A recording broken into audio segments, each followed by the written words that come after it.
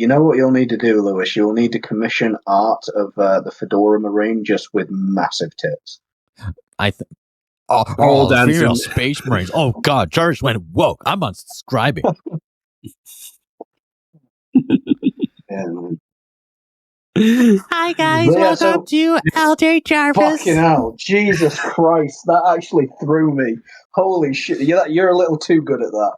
Hi, my name is... Hi, I'm decided that my name is now Lowy Jarvis. Welcome to On Air with Jarvis. We're going to talk about Warhammer. God, stop. You better make me act up.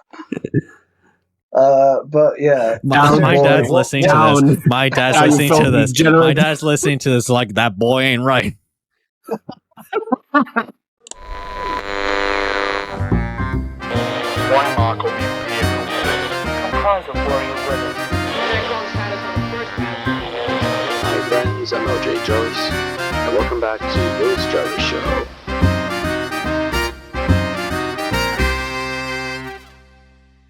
Before we begin, let us thank you for clicking onto this video. If you'd like to see more videos like these, consider subscribing and hitting the bell button so you'll never miss an episode. Now, on with the show. Greetings, everyone. Welcome back to On Air with Jarvis, the podcast of all things Warhammer and general stuff I find of interest. Join me today, the Bad Batch of Warhammer, Hubrecht, and Badger. How's it going, guys? It's going well. It's going well, lads. I'm glad to be here. Great to talk to you again, gentlemen. I'm doing great. Yeah, I'm doing good as well. It's nice for us to be at the table once again. Of course, and it's a mighty fine table this time around. It's a very mighty fine table indeed. I'm ready, willing, and able for a chaotic conversation, as Lewis referred to it earlier. Nice presentation. Hubrecht, nice intro. Mighty fine table we have here. I'm not reading off a script. Nope. No, but that art that will be in the background, that's some good art. Yeah, it is great art. Okay. It's like that made my day, or made my entire month seeing that. Yeah, man, it was great. That is the first official art of Chaplain Badger, and he is having a little sip. I like it. Well, you hold on. You have little Badger you on the table in a I mean the chaplain, the proper chaplain, not my fursona. I'm not a furry. I'm a chaplain. Yeah. Hey, if it means anything, my favorite animal is the otter. It's the sea version of the badger. My favorite animal. My favorite animal is the tiger. Oh, it's called a liger. Lame. Boo you. I know what makes you clap. Well, we got a guy who's combined a lion and tiger. Napoleon says, it's called liger. Gosh. Liger. I never heard about that. Liger. Yeah. Never seen Napoleon Dynamite, or I've never made it through Napoleon Dynamite. Never seen it either. It's too bad too, because I think it'd be hilarious if there was a Spider-Man parody, and and Peter Parker's literally Napoleon Dynamite, lips and all. Oh, that was God, Uncle Ben, you idiot! Oh, the only thing I know about that guy is his whole gosh, that. That's the only thing I know about that guy. Whatever I feel like I'm going to do today, Uncle Ben. Gosh. Funnily, going back to the wallpaper for a bit, I got the idea, I got the idea of two places. The first one is, of course, the obvious, Mexican Goku taqueria, basically, the meme. It's a good thing you didn't pick Goku. Yeah. It's a good thing you didn't pick Goku, because I didn't want Fun Animation or whoever owns Dragon Ball Z to strike the channel down. Strike the channel. To be fair, if you were in Mexico, we wouldn't care. They tried they tried to do that before, but they failed. They actually contacted the government about it. Oh, bad. Nah, never happened. You can't make a Mexican follow the law. No, you that's cannot. Right. No, you cannot. I'm not even going to defend that. Answer that. It's true. That was a joke, by the way. Oh my God, It's a Get Badger joke, but canceled. I'm it's a contacting the British government. This is a threat against my life as a Mexican in America, even though I never speak Spanish. Ay, ay, ay, ay, ay. I cannot believe that. It's Bob. Anyway, lads, something big to talk about. Yes, you guys actually met. Oh wait, actually no. Sorry, Hubrecht, you were telling us your story. I'm sorry. Finish. No, don't worry. Yeah, sorry, shit. No. The no worries. It's a short one. The other is simply this table right now on which we're sitting. Well, metaphorically, anyway. I wondered, like like it would be cool, to sum up the experience of talking with Lewis and Batch. In that, so let's put it in. Let's put ourselves in there. So that's how it came to be. It's a pretty short story, basically. But I don't know. The idea just popped into my head, and I thought that would be awesome if I got that. But here's the thing, Hubrecht. I have a sense of ego. Why am I not in the center of the table? Because you make it look like Badger is the host of this show. It's because Badger is the one wearing the Terminator arm. Yeah, I'm the thick boy. Yes, he's the thick boy. I am wearing the hatch. The hatch means authority. I'm wearing the hood. The hood means I'm number one. I'm the one not showing my face, and I'm the one showing my beauty to the world, which means showing that glorious beard. Yeah, glorious beard. So shut up. I am the one in charge now. This is my show now, Lewis. Oh, I can't believe this. A Mexican taking my job, of course. Look at me. I'm the captain. Oh, Donald Trump was right. We still built that wall. Oh, man. You definitely anyway, yes, me and Hugh, we met up in real life. Yeah, that's actually exciting news. Yeah. Yeah, awesome day, honestly. Really was. To paint the picture for people, anyone listening, in Kingdom of Heaven where Saladin and Baldwin meet each other. Mm-hmm. Take that scene, replace the Christians with people who sell oranges on the side of the road, and replace the Saracens with kebab shop employees. That was what happened. The funniest thing is that yesterday I bought oranges from a guy on the side of the road. Oh my God. I don't even like oranges. Yeah, well, yeah. Whoa, hold on. I like apples. I missed that. All right, apples are good, but come on, get some vitamin C, man. Well, that's why I have vitamins and orange juice. Orange juice is a sugar bomb. No, it says orange juice on bottle. It means it's orange juice. They wouldn't lie to me, would they? When they say sugar-free pop, it means it's sugar-free. Coke Zero. They wouldn't lie to me. A corporation would never lie. Huh? You think someone will just do that? Go on the internet and tell lies? Inconceivable. Inconceivable. Absolute scandal. Here's the thing. When you guys sent the photo of you, the both of you on the Discord, I was afraid, oh shit, Badger sent me his jihad video on Hubrecht. It's just my ISIS video. Oh, God. I am sorry. I had now seen the light of Allah and seen the error of my ways. Yeah, that's. Listen, the ISIS video will be coming out when I get my hands on you for those terrible Asmodai takes. Oh shit! Now I realize that Asmodai is the greatest chaplain ever. No, you says I'm hear him steaming over my Sisters of Silence comment. Oh, oof! I got heated. Like the Asmodai take, How dare you? I was so salty. Do not they get treated badly enough. Do not insult the silent. Oh God! sisters. Here comes the incels. Here comes the gimps. Oh no! I love them. And they get treated terribly. Yeah, both in universe and out.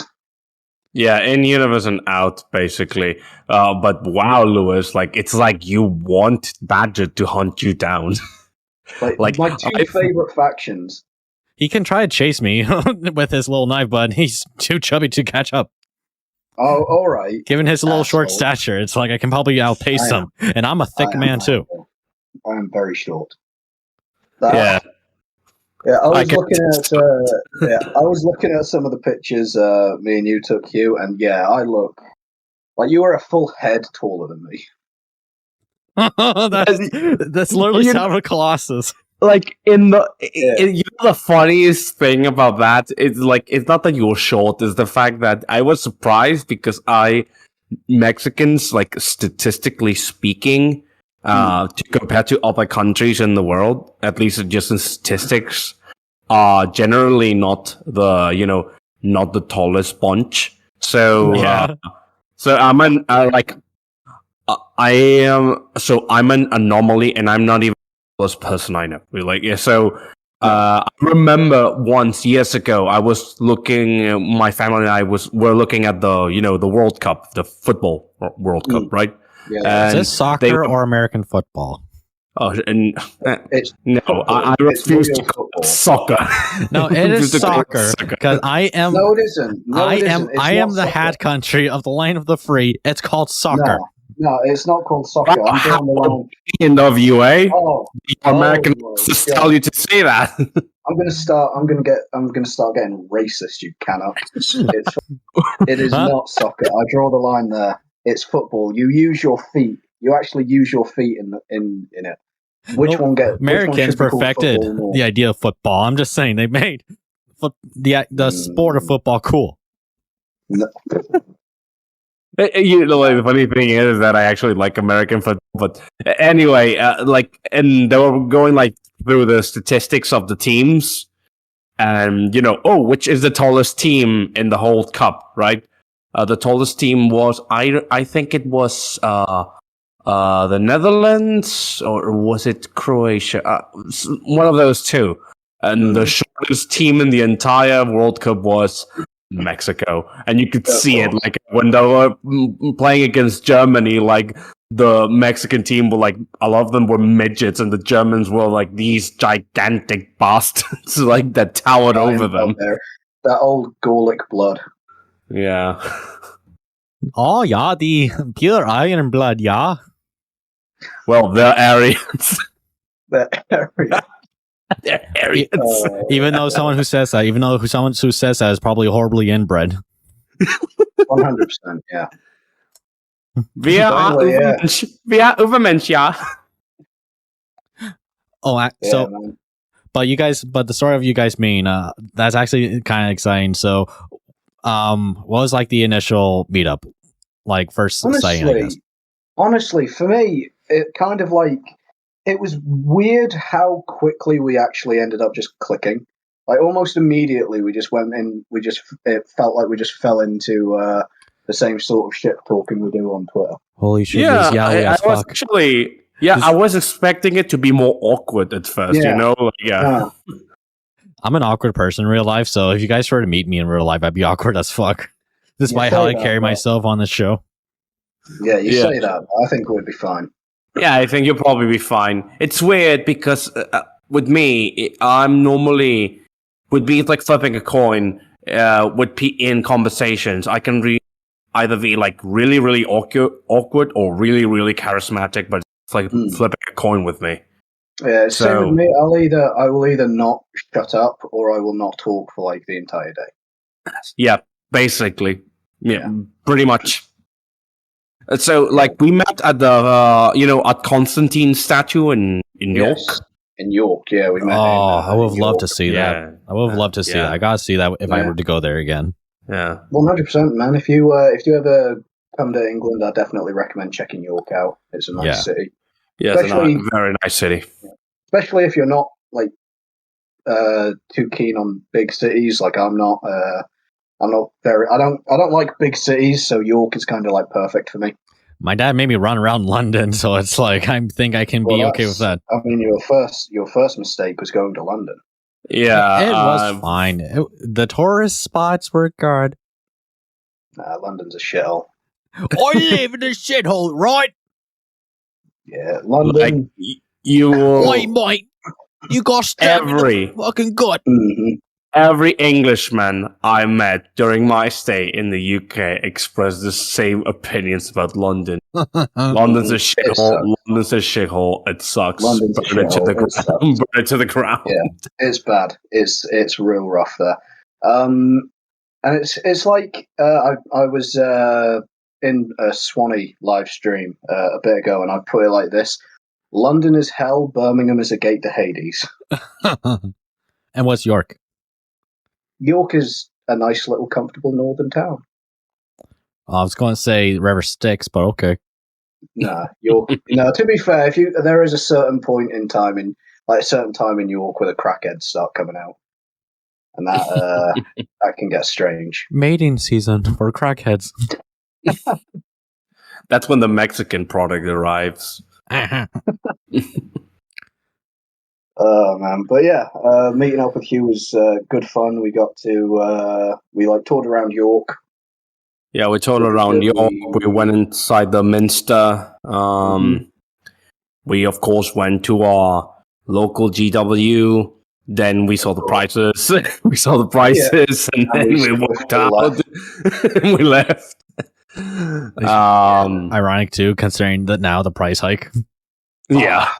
Oh man, it's rough. Oh my god. Oh, like we can talk about that later, but I'm just saying that. Wow, like they're really like it's almost like they want to kill the hobby. Well, you know what? Here's the thing: you have no excuse to buy even more malls now. Paint the gray pile that you have already. Yeah, I know. But Honestly, this price hike has kind of made me realize, you know what? Maybe I don't need any more new models. Yeah, exactly. Paint the shit you have. It's getting insane. It is. It's getting frankly like insulting at this point. And it's already expensive to buy food. Yeah, exactly. And they have the monopoly. They're making record profits, and it's still like, no, we want more. Well, then again, we don't know how exactly taxes are going right now. It's just everything's expensive, and it's probably very expensive for them. I'm not being a GW simp. I'm just saying. Yeah, although apparently a couple of guys went around and found out that no, it's not due to inflation. Okay, getting back on track on that. Back on track. We played a Magic the Gathering duel. Lame. We did. Lame. We did. No, Magic's great. You're lame. Oh, how about this? Do you know the card game Chaotic? I'll tell you what, I did. There was a cartoon about it, right? Yeah, there was. Yeah. I never played the game. I loved the game. I did what I loved the show when I was a kid. Yeah, I have the cards and I watched the show. It was great. That was the only card game I loved. It was a great show. I remember liking it. I even have the shiny, rare Chaotic cards. Oh, hell yeah. But yeah, we played our Magic game, Nids versus Imperium. Yeah. A startlingly accurate, like lore accurate game of Magic, to be fair. He just swamped me with guardsmen. It was beautiful. The funny thing is that he was talking to me about the Dark Angels, and while talking about them, he insulted the Imperial Guard. And it was with Imperial Guard that I beat him. No, I was shit talking the guard shit talking the guard. Yeah, I do like shit talking the guard though. It's always fun. Yeah. I get it. They're cool, the average man against the horrors of 40k. But I don't think cannon fodder should have opinions, frankly. Well, Badger, here's the thing: when I start talking about stuff you like, you go all Allah Akbar on me. I'm just saying. True.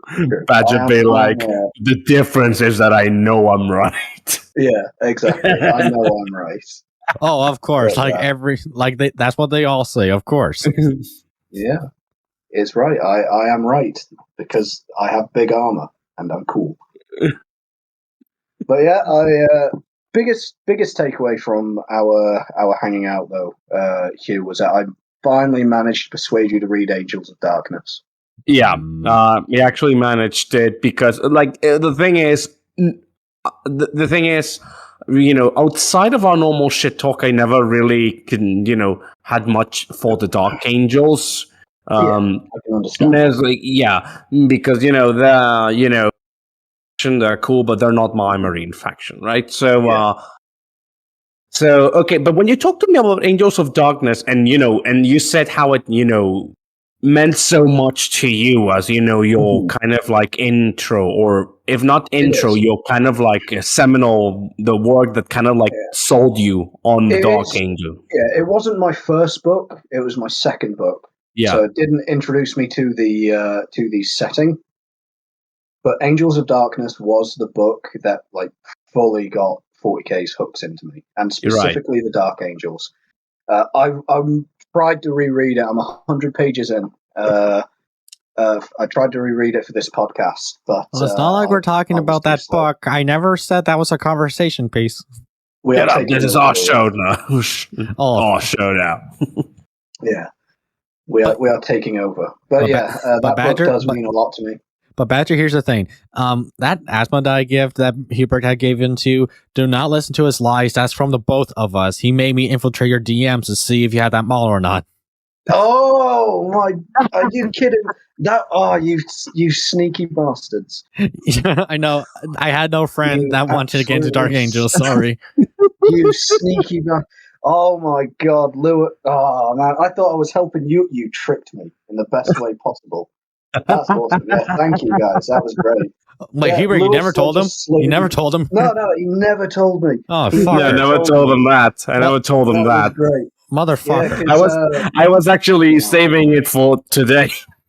Oh my God. Because Lewis just slid into my DMs one day and he's like, Badger, I've got this buddy who wants to start getting into Dark Angels. Any recommendations for like a model you don't have? I was like, that's not weird. That's not strange to ask. No. I honestly thought, getting someone into Plastic Crack, let's fucking go. So I was like, I said Asriel, obviously, but I have him. Asmodai is a go-to. Don't have him, so on and so forth. Noted. You have him now. I do. I haven't put them together yet, but it is on the list. No, Lewis, if you want some credit, maybe you should take out your wallet. You know what I mean? Oh man, yeah, you outdid me with the gift. Though. Yeah, I tried to do something very, very nice for Hugh, but I slipped. Yeah, no, you didn't slip. Don't start with that nonsense. You were great. So basically what happened is that we gave each other gifts, right? Right. So what Badger got me was he was gifting me his copy, or his special edition copy of the Sigismund. Ooh. Yeah, and I was like very touched. Yeah, I was going to give very him, touched. Yeah, I was going to give it because I thought he had missed it. I got it confused with the Wordbearers trilogy. Yeah, that's the one I missed. Yeah, I was like, I cannot leave this world knowing that the biggest Black Templar fan I know does not have Siggy's book. The Siggy's book. But you had all along, or what? No, but I have it. Like I already have it, and I didn't want him to not have a special edition. Just because over a book that I already possess. So I politely rejected it, and he got me a Terminator. The Terminator captain. Got him a Terminator captain instead. Yeah. And here's an ironic story too, right? When I met Ineptus for the first time, right? I gave him a painted model of his favorite Space Marine chapter, which is Storm Wardens, right? Yes. I remember the podcast. And the Space Highlanders. Yeah. Yeah. And he actually gave me a model of, I think his name's Darkstrider. It's a Tau character. Yes, I know the Tau. I know. The drone. Yeah, he has like a bunch of drones on him. Yeah. Yeah. That's a great model. Mm-hmm. Yeah. I put some skulls around him because it makes him look cool.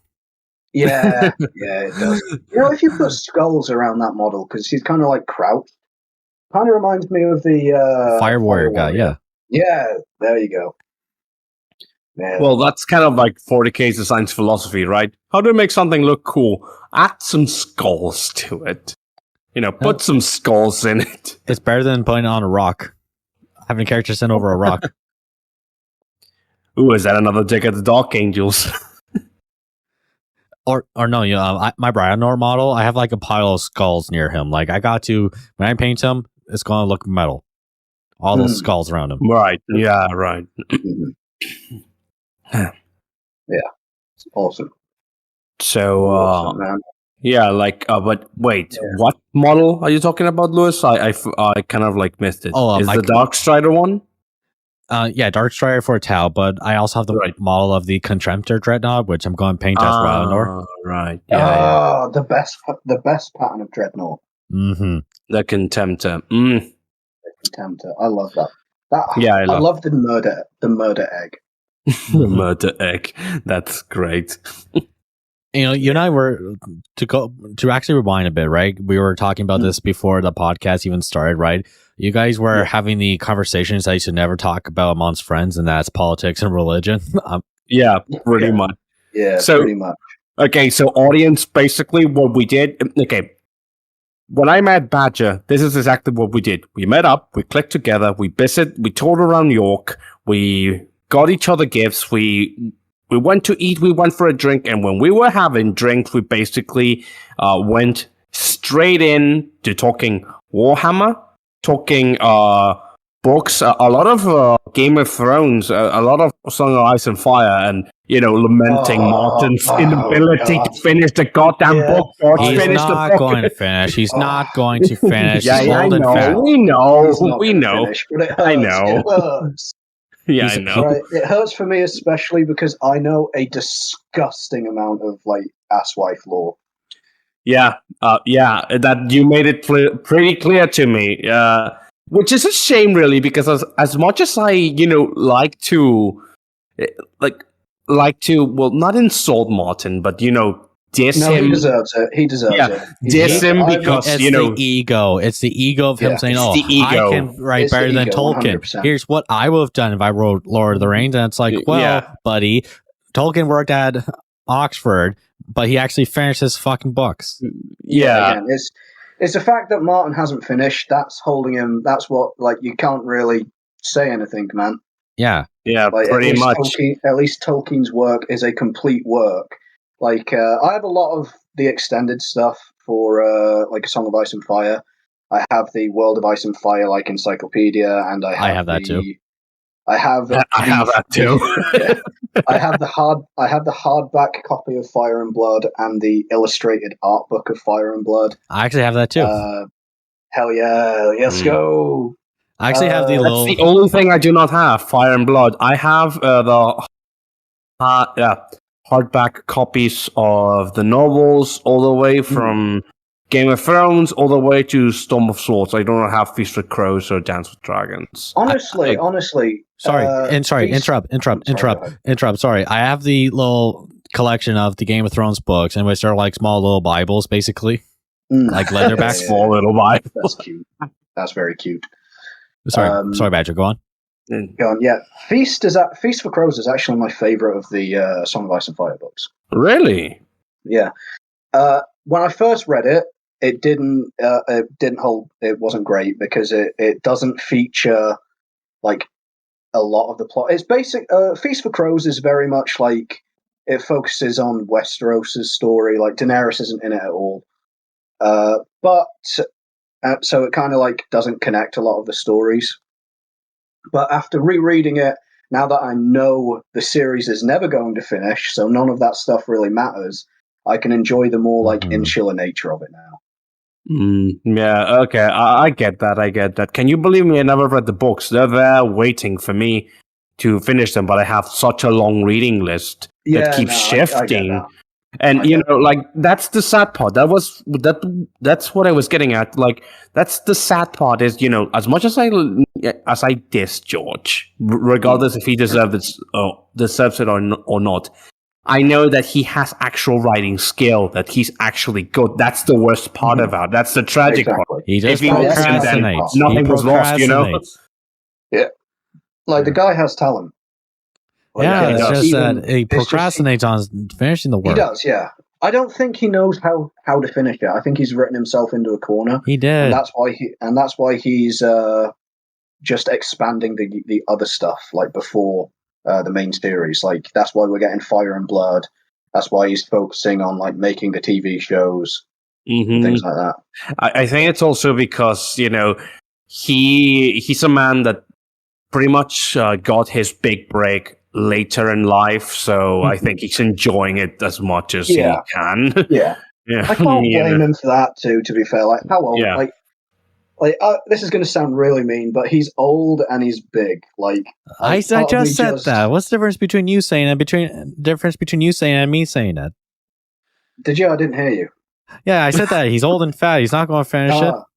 Shit, yeah, my bad. I didn't hear you there. Sorry about that. No, don't apologize. I'm just saying. It's like you're right though. He's old and fat. He's not going to finish. Yeah, I mean, and I kind of want him to just enjoy the fruits of his labor a little bit. Yes, it's okay if you want to enjoy it. Just maybe give your books to someone else to finish. That's the point. Yeah, give them to someone else. Like I will like shit on D&D for not handing over the season 8 of Game of Thrones. Till I die, because I'm still not over it. But I can't, in good conscience, not do the same to George. Hand it over to someone else if you don't want to finish it. That's actually kind of my problem. I think that he himself doesn't have any plans, or any plans for that. He doesn't have like any, sort of, selected reader to take up his work in case he dies before he finishes. So like he is kind of like, well, if I die and I don't finish, like burn everything. You sort of, and I'm like, come on, man. Like even after death, you don't want us to have an ending. And so that kind of like, ticks me off about it. Yeah, it feels like selfish. Yeah, it's a paid child, basically. Kind of, yeah. Yeah. But, although to be fair, to play devil's advocate, like I can see a bit of like, some of protectiveness of not story but yourself because it's your baby. I can see some of that, but at the same time, after all that's happened, after the disappointment of the finale of the series, which also batch. I'm still not over it because, like, I remember seeing that and like feeling just my heart drop with the sheer disappointment of it. When I was watching season 8, I watched it live. Like the sheer amount of copium I was huffing after every episode. But the good thing that came after watching the season final is that they played Chernobyl right after. That is true. Chernobyl was great. Yeah, Chernobyl was great. Yeah, so the Chernobyl made up the disappointment of Game of Thrones. Yeah, but to your point, what you were saying, Hugh, I can kind of understand that too. Like, it is his creation, it's his thing. The only caveat is that A Dance with Dragons came out in 2011. It's been like over a decade, nearly a decade and a half. Oh shit! Since we have had anything from the mainline series. Yeah. And it's crazy. Yeah, like to be like funny that you mention it. I don't know if you're familiar with an author called Patrick Rothfuss. I am not. No. Okay. So he wrote he's also a fantasy author. And much like George, he's actually very skilled, right? Mm-hmm. And he's not one of the reasons I got into fantasy, but one of the reasons a friend of mine got into fantasy. His book called The Name of the Wind is actually pretty good. Okay. And it was supposed to be a trilogy. So it's The Name of the Wind, The Wise Man's Fear, and upcoming third, The Doors of Stone.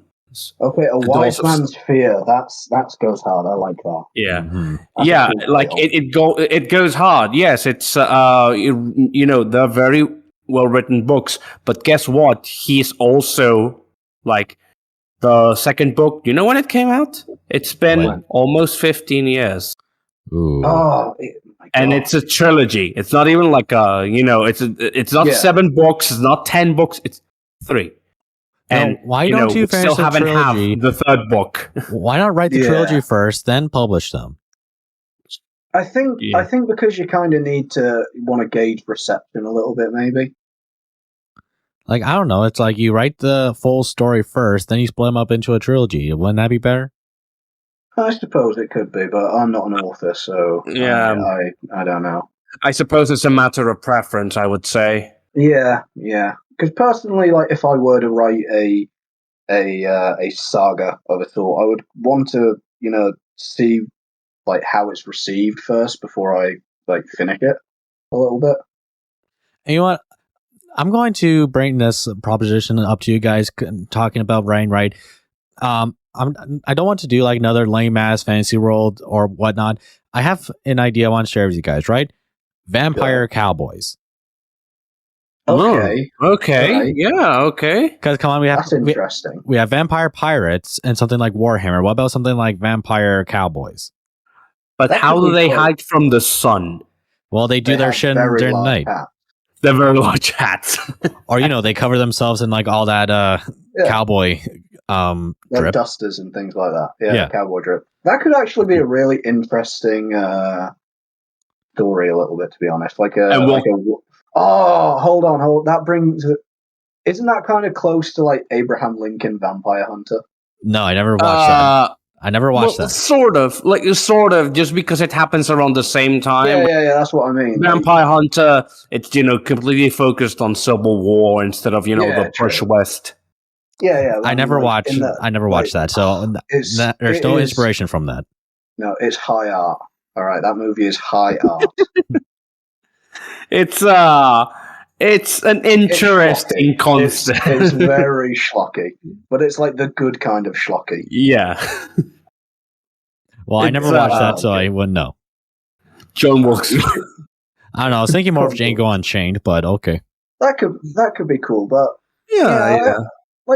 I think there needs to be more vampire media in general. To be honest, like no more lame ass Twilight shit. We need to make vampires cool. Make vampires evil again, please. Yes. Warhammer did something cool. If that we got vampire pirates in Warhammer Fantasy, that's cool. I haven't got to the vampire pirates yet. I'm still very much a Sylvania. I watched the Pancreas No Work video on that. It's like that's awesome. I haven't done it yet. Yeah. I haven't watched it yet. Oh, and you know what we can call the novel? Blood Meridian. Oh wait, no, that's already. I don't get it. Dancing. He says that he will never dance. I haven't read it, but I've seen the literally memes. I know how evil the judge is. Yeah. I don't get it. It's honestly it's my favorite Cormac McCarthy book. I don't get it. I don't get it. You just need to watch a 5-hour video. Yeah, you need to watch a 5-hour Wendigoon video. Oh, I think I know what you're talking about. Yeah, I know what you're talking about. Yeah, the judge seems like a interesting character. He seems like a spicy individual. Yeah, should we be worried that a lot of people are making literally meme videos about him? Yeah, that's he is like him in the Has-Been Hotel. Yeah. Yes. Oh man. When you get a hotel and show redemption. Oh god damn. Or brain traps in the Has-Been Hotel. It's like, oh, what are you in here for? I have a song to sing. Oh, you don't have to. I killed them kids, stuffed them in suits, and then those kids tried to kill me. Is that a bloody FNAF reference? Yes, it's a FNAF reference. Oh my god.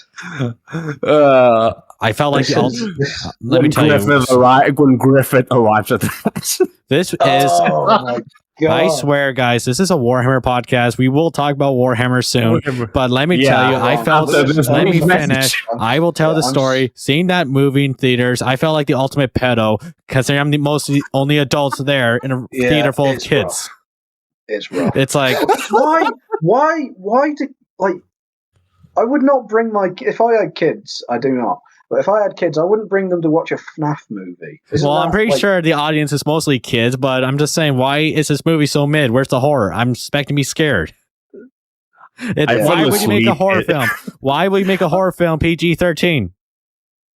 True, that's very true. that's a fail already. That's already a fail there. You know, like All right. But then again, there's this horror film, you know, The Rain in 2003. That's PG-13. But when I saw that film, it spooked me. It's scary.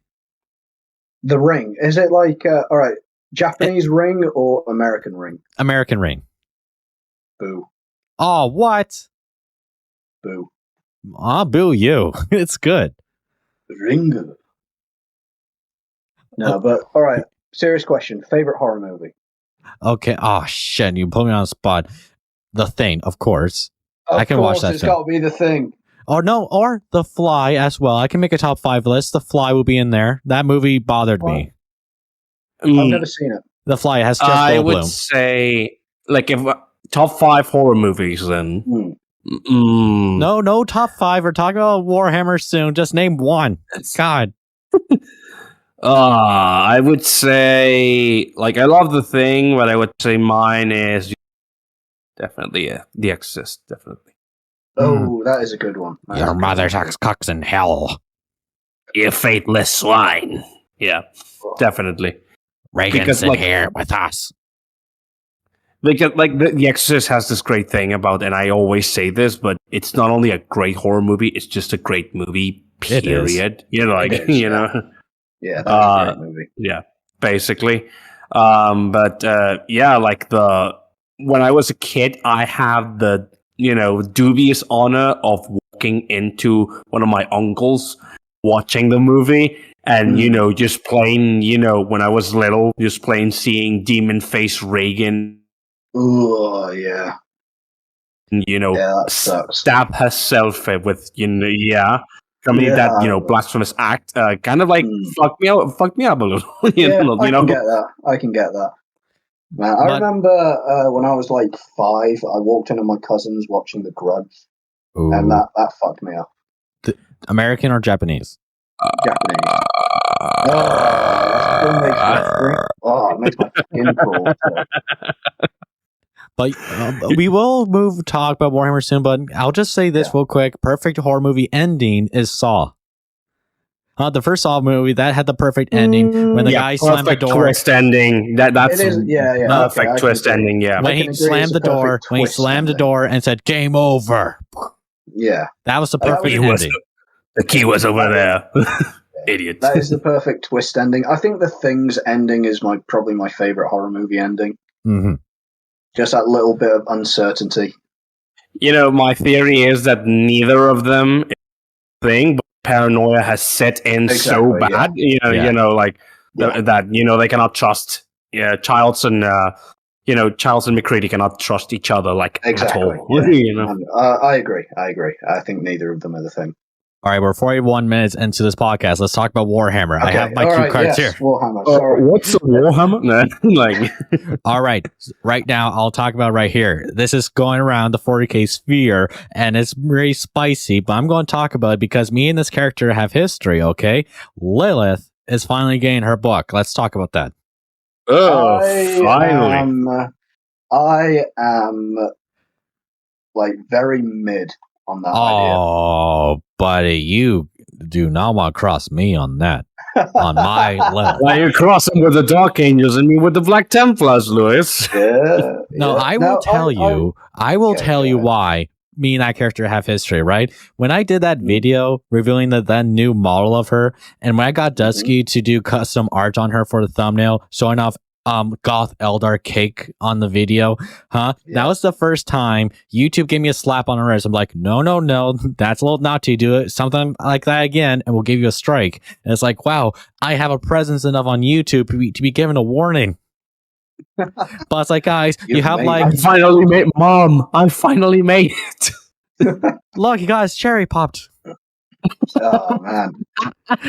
But all I'm saying is that you have like VTubers showing off their, breasts and all that on YouTube videos. But subscribe to my OnlyFans. But Eldar cake is where you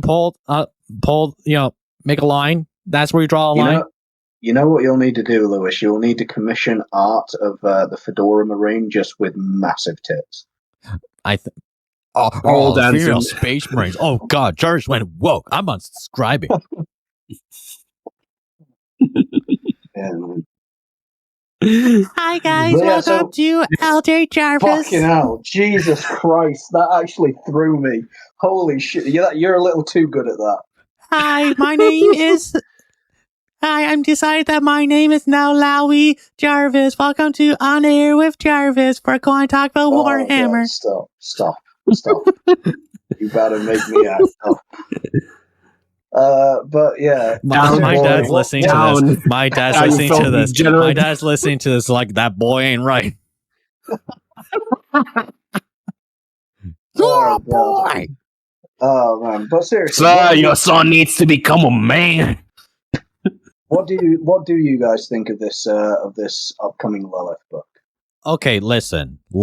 I've been wanting that book for years. I whenever there's a Q&A about what kind of book I would want to see, that's a character I always want to see get a book for.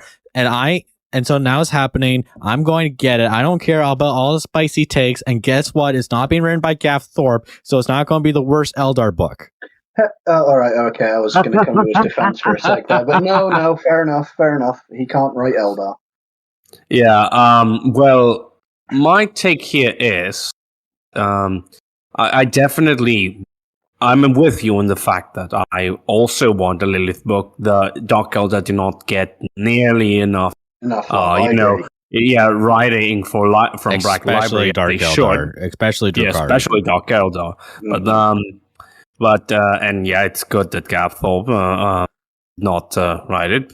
Even though recently I just read a Gaff Thorpe book that I actually liked. But I'm not sure how to feel about Mike Brooks being the one writing it. Let's be fair. Because we know about Little Thing, but we'll talk about that soon. But what about his Lion book? Wasn't his Lion book good? His Lion book was good, but the more I've stewed on it, it's not quite as good as my initial thing. I still really like it. I still rate it in probably an 8, like a 7 or an 8. It's above average. But I was always going to be biased towards that book. I have it in my shelf. The issue is that's the only Mike Brooks book that's kind of really clicked with me that wasn't one of his Orc books. Because I haven't read any Mike Brooks books, so I wouldn't really have a fair criticism of his writing. So that's the thing. Yeah, I think he's a good comedic writer. Okay. Mm-hmm. He can write Orcs really well, but once it starts getting into more serious plot lines, I think he can falter. I listened to his Alfarius Head of the Hydra book, and that was fine. A lot of people like that one. Yeah, I think I'm just also very biased against the Alpha Legion. I don't much care for them. Because I will say, people have told me that there's bad Warhammer books. Chrono tried warning me that Shadow Sun's book was apparently not that great to the Tau fans, but when I read it, turned out to be my favorite Tau book thus far. I'm just saying. And it's written by Phil Kelly, the guy who wrote most of the Tau books. It's where's Phil Kelly is the Tau guy. Yeah, it's he's the Tau guy. One of my favorite short stories about Warhammer. I'm sorry to interrupt you, Badger. Go ahead. No worries. No. You go ahead. Right. So, okay. Thank you. So one of my favorite short stories about the Tau is it's featured in collection of 3 novellas called the Book of Martyrs, and it's about. Sorry, this one's flat. What? I know. I've read Book of Martyrs. I know the one. Oh yeah. Which is basically a short story, the martyrdom of Sister Anarchia. Basically, that's what it's called. So it's about a sister that surrenders herself to the custody of Tau during the fight, the Imperium's defense of the planet. And that's very uncharacteristic of a sister of battle, right? First and foremost, right? When it's about her interrogation, a watercast and an ethereal interrogating her, basically, and trying to I wouldn't say indoctrinate her into the greater good, but definitely them trying to get her to explain to them how faith works, because they see a living saint massacring them and they don't understand how it works. Yeah. No, Yeah, exactly, yeah, and they're basically like, I like to call that story the roasting of the Tau Empire, because the Tau do point out a lot of the the flaws of the Imperium, like the Sister Anarchia kind of herself exposes the hypocrisy of the Tau Empire a lot, because like they even try to bring Guevesa, deserters Guevesa, to convince her that it's not so bad. You don't have to actually like the Tau, just cooperate with them, but you don't have to like them. Just let them train and whatever. But like kind of like even Sister Anarchy exposes them that you call us callous with the life people, but for all your bluster about cooperation and everything, like it's very clear that the Guevesa are disposable and will be get rid of when their uselessness when their uses come to an end. Usefulness, sorry, has come to an end. So it's a really, really good story, Lewis. You totally read it. I think you'll like it, dude. I think I will, but listen. There's this little spicy thing that's revealed from the book that, of course, we would be talking about, right? There's the supposed Sargon mirrored character in that book, supposedly Sargon Akkad. Yeah, but I will say this: that's lame, because it's so random, and it's like, who gives a fuck over Sargon these days? Who cares? It's like, this is Gamergate era stuff. No one cares about that anymore. I'm going to be honest. I have no idea what you're talking about. Holy shit! You don't know? You don't know Sargon of Akkad? No, I know Sargon of Akkad, but I don't know. I haven't, So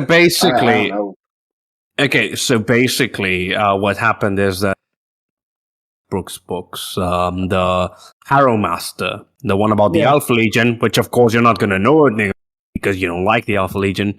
No, I actually tried to read Harrow Master, couldn't get through it.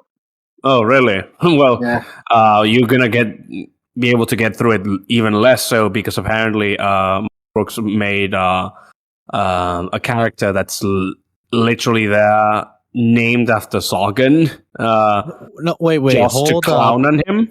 Hold up, wait. If this is Alpha Legion, and Carl kind of gave this theory that Alpha Legion are like Persians and where they would originate from ethnicity wise for Alpha Legion. I don't know. That's his theory. Could it be possible that this is just a reference to the actual, historical Sargon person? But I don't know. It's like, it sounds. It might be random, but I'm just saying, people try and make a huge deal out of like Gaskell being Thatcher because, like, oh, take two of this parts of his name and it sounds like Margaret Thatcher, and it's like, well, no, it's not. Yes, it could be. It would be incorrect because Sargon is not. Sargon, the historical Sargon was not of the Persian region. He was Akkadian, as Sargon of Akkad. Okay, yeah, sure, whatever. But, yeah, don't worry. But honestly, I don't know. It just sounds too random. I doubt that too random. Because Mike Brooks does seem like the. Well, pardon me for saying this. This seems kind of like the type that you would kind of like write, something in his book to clown on someone else. But saying this, that sounds so random to be a random YouTuber. I'm just saying, after all these years, now you do it up. I mean, I can kind of see from both sides. I doubt it's true personally, because it does seem a little like would Mike Brooks honestly care? Really, like, would he go out of his way to do something like that? Possibly, maybe he does. I don't want to speak ill of the guy. I've never met him. Like some of the things I've heard, not necessarily the most positive, but at the end of the day, does it really matter? And the thing is, the accounts fair enough. And I will make this point: the accounts that try to make this a bigger deal than might be on something like Twitter, usually they're not the kind of people you should listen to, because it's kind of the same Twitter account that'd be like, here's a list of woke Warhammer YouTubers to stay away from.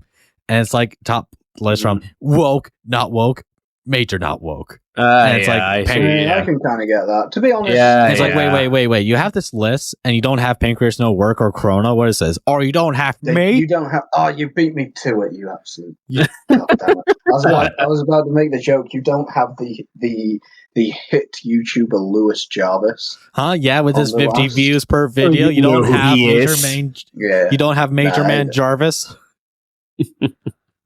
Nah, but like I don't know. When it comes to stuff like that, I can't bring myself to really care about it anymore. Like the whole. It's like I don't care. I don't care. It's lame. Yeah, I would much rather put my energy into something else. Yeah, I can get behind that. I have my own biases about this whole thing, Of course. But to be fair, like it just seems to be, to me, it does seem a lot like, okay, like, yes, there's things I like and I dislike, but for example, as you say, the example with the list, like, come on, this is the exact same thing that the people you criticize would do, and you're here doing it too. Like, come on. Yeah. That's the exact same. That's the thing that like kind of really turned me off the whole thing. We talked, like I said, when we were at the bar, I have gone full black pill on politics. Like, I just do not. Yeah, I was not expecting that, honestly. Yeah. Yeah. I've been feeling major black pill. Now, what's your piece on a pot on that? Like, yeah. It's like there doesn't really seem to be any difference between the two anymore. Like, you have the people who talk about something being woke, or you have people like woke chud basically means the same thing at this point. Just depends on who's saying it. It's now a character now these days on YouTube. Yeah, I just don't care. I'd much rather spend my time like yelling at Hubrecht about why Dark Angels are better than Black Templars. And it will still be as ineffectual as it always is. But if it is true that Chaos Lord is Sargon, what does a character do, like response video to the Eldar version of Aeneas Sarkeesian? and it would be an Eldar too. But what kind of Eldar? Craftworld. Howling Banch. Yes, because he's a bitch. It was too perfect, I have to say. That was perfect. like it got lined up and you swung. That's yes. Right. Oh man. But it's 2024. Who cares about Sarkeesian anymore? Who cares about any of that stuff? To be fair?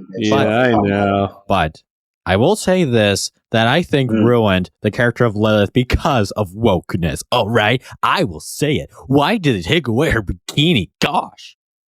That is stupid. That is dumb, yeah. No. I will make a big deal out of this, right? Because why take away her bikini, huh? The bikini...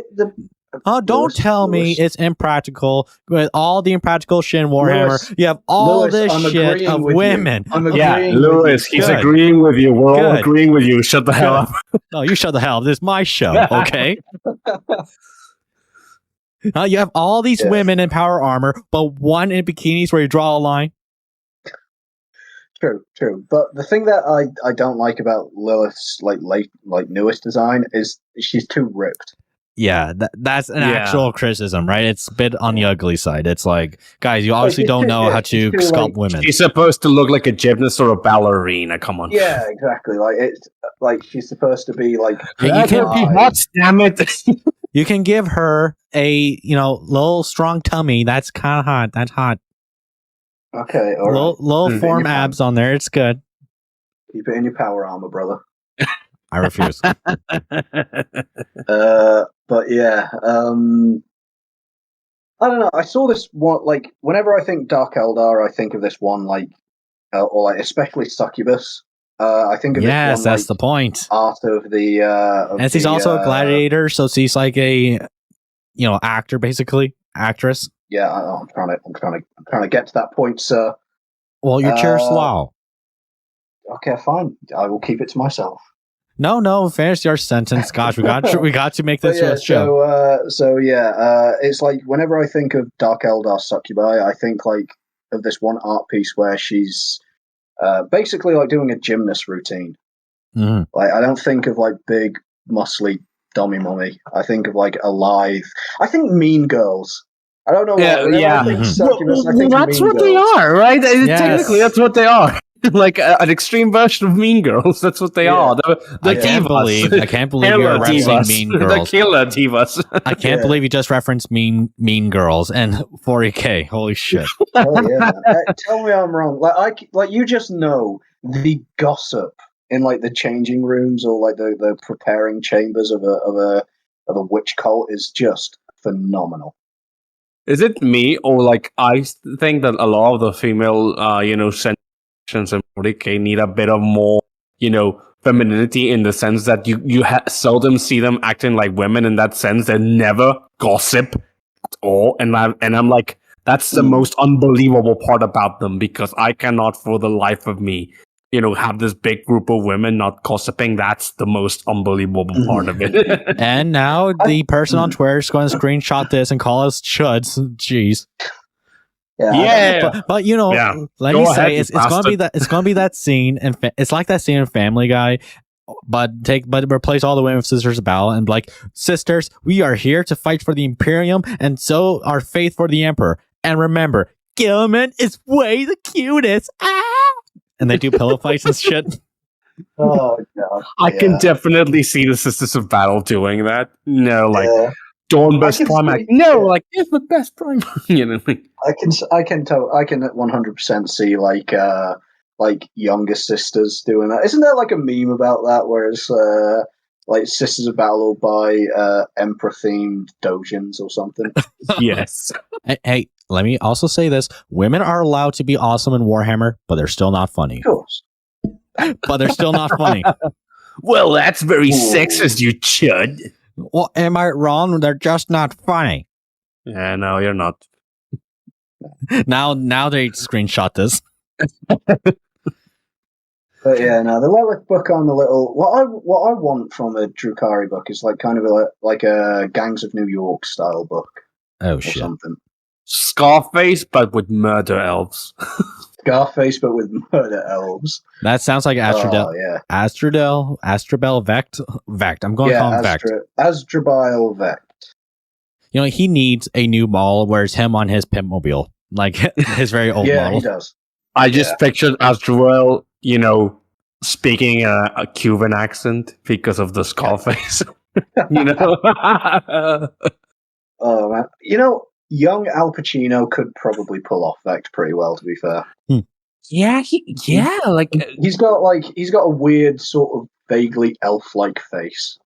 Yeah, he couldn't he? Yeah, like a crack elf.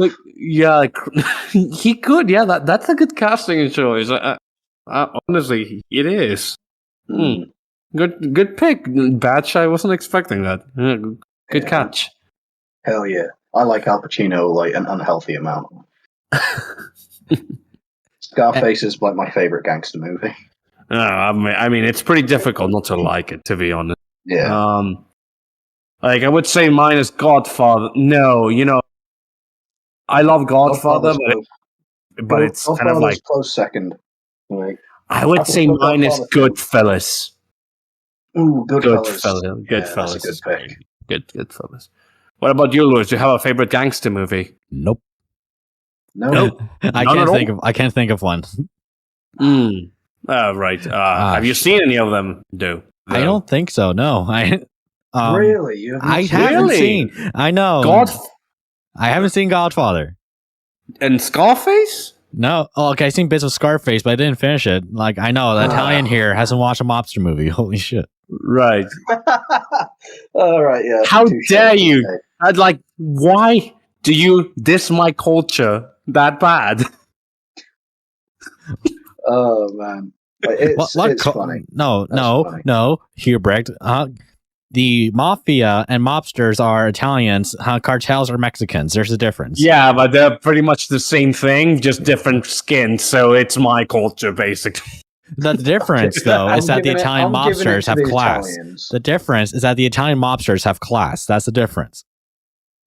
Yeah. Okay. Fair enough. I'll do that to you. Like like I'll tell lost whatever class they had a long time ago. Yeah. Yeah, Oh, man. I'll give that to you. I won't even argue. But yeah, I like of the 3 Godfather movies, the second one's my favorite. I like seeing Vito's story. Yeah. Second one's the best, honestly, in my Yeah. opinion. Oh, now I just thought about this. Like going back to the Lelith novel. Honestly, I want the novel to be good. Like I want it to be good because I want the novel to be good because I want to see more of her. Like, I want to see her more having a larger presence in it. I'm worried about, because I'm not that keen on Brooks's writing, but hopefully he will, be one of his good ones. Because like my wish list, so to speak, for a Lelith Hesperach novel was always kind of like this. So the witches in the succubi are femme fatale. Okay, that's what they are, right? So like imagine like this. Essentially, what is this noir novel?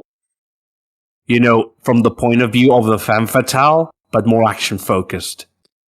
I don't know. That's what I always imagined. I never imagined it as noir. That's the thing. Well, not as a noir in the sense of the mystery sense, but in the tone. Yeah, I agree. Well, that's kind of what I want from any book set in Comorra, because I love the Warhammer crime novels, like the Warhammer crime series. I think it's massively underrated. Like I haven't read any of those. Oh, dude, like Bloodlines, like that's just like honestly, that is what I want to see as a 40K movie. I loved that book. Really? Okay. Yeah. But yeah, like I love noir stuff in general. So Warhammer crime already right up my alley. I would love a noir story set in Comorra, where it's like this. It's not so much like action packed, but it's like the politics. Yeah, it's actually the Cold Open Stories had a audio play of Dark Eldar. That was actually pretty good. I forgot. Yeah, it was three chances. I think it was something called. Like it that, is really, really good. Also, I'm surprised. What I like the most about that audio drama is that they gave the main POV Eldar. I don't remember what his name was. They gave him more of a personality than just murder elf evil. Like rape elf evil. He was kind of like actually, like they're supposed to be, unapologetically evil, but they kind of like he had a charismatic personality as they're supposed to do. Yeah, still, but he'll still call humans. He'll still call something like humans, not people. So that's still part of the Eldar culture. Yeah, no. But yeah, exactly. Like I think a Dark Eldar kind of needs to have that. Like a sort of repugnant panache. Yeah, it's that, or they do Hellraiser, like straight out Hellraiser for Eldar. Yeah, pretty much. Both. Yeah, both. Oh no, Dark Eldar need to be either pimps, femme fatales, or Hellraiser. That's what they need. Or Cenobite. No tears, please. It's a waste of good suffering. I'm pretty sure there is a homunculus, a Dark Eldar homunculus, in the lore who only drinks the tears of children. Probably, because he'll be like, why not? Yeah, why not? Like he enjoys the vintage. Like that's the level of like. That's why I love the Dark Eldar. I don't like elves, but the Dark Eldar I love. They're so fun. They're so over the top evil. They are. Like in such a brutal universe, in which that it's full of grace. The Dark Eldar are so over the top evil, even for their own franchise, that just difficult not to like them. It's like, oh no, I thought me being captured by a Dark Eldar was going to be like that ASMR, but it's not like the ASMR at all. It's not the this is not the dark. This is not the goth girl ASMR as I wanted. Ooh, man, yeah, big cat. When am I getting my big titty goth GF? There is no goth GF. We're just going to kill you. But. Oh man. But this is a conversation piece that I've been wanting to talk about almost a year now, but we're going to talk about this because it's on the thumbnail of this video, right? Bretonnians. Okay. Let me tell you about Bretonnians, okay? I have this Okay. little shelf in my office just dedicated to Bretonnia, right? I have their famous army book. I have their old rule book. I have a bunch of models ready that I want to paint, right? Bretonnia is something I would have loved as a kid and something I always wanted to collect as a teenager. So the fact that I was able to get them now, this might sound cheesy, but it was monumental for me. Hell yeah, man. Because the Knight of the Realm is the perfect knight model to ever exist. That's my... Let me make a point on that.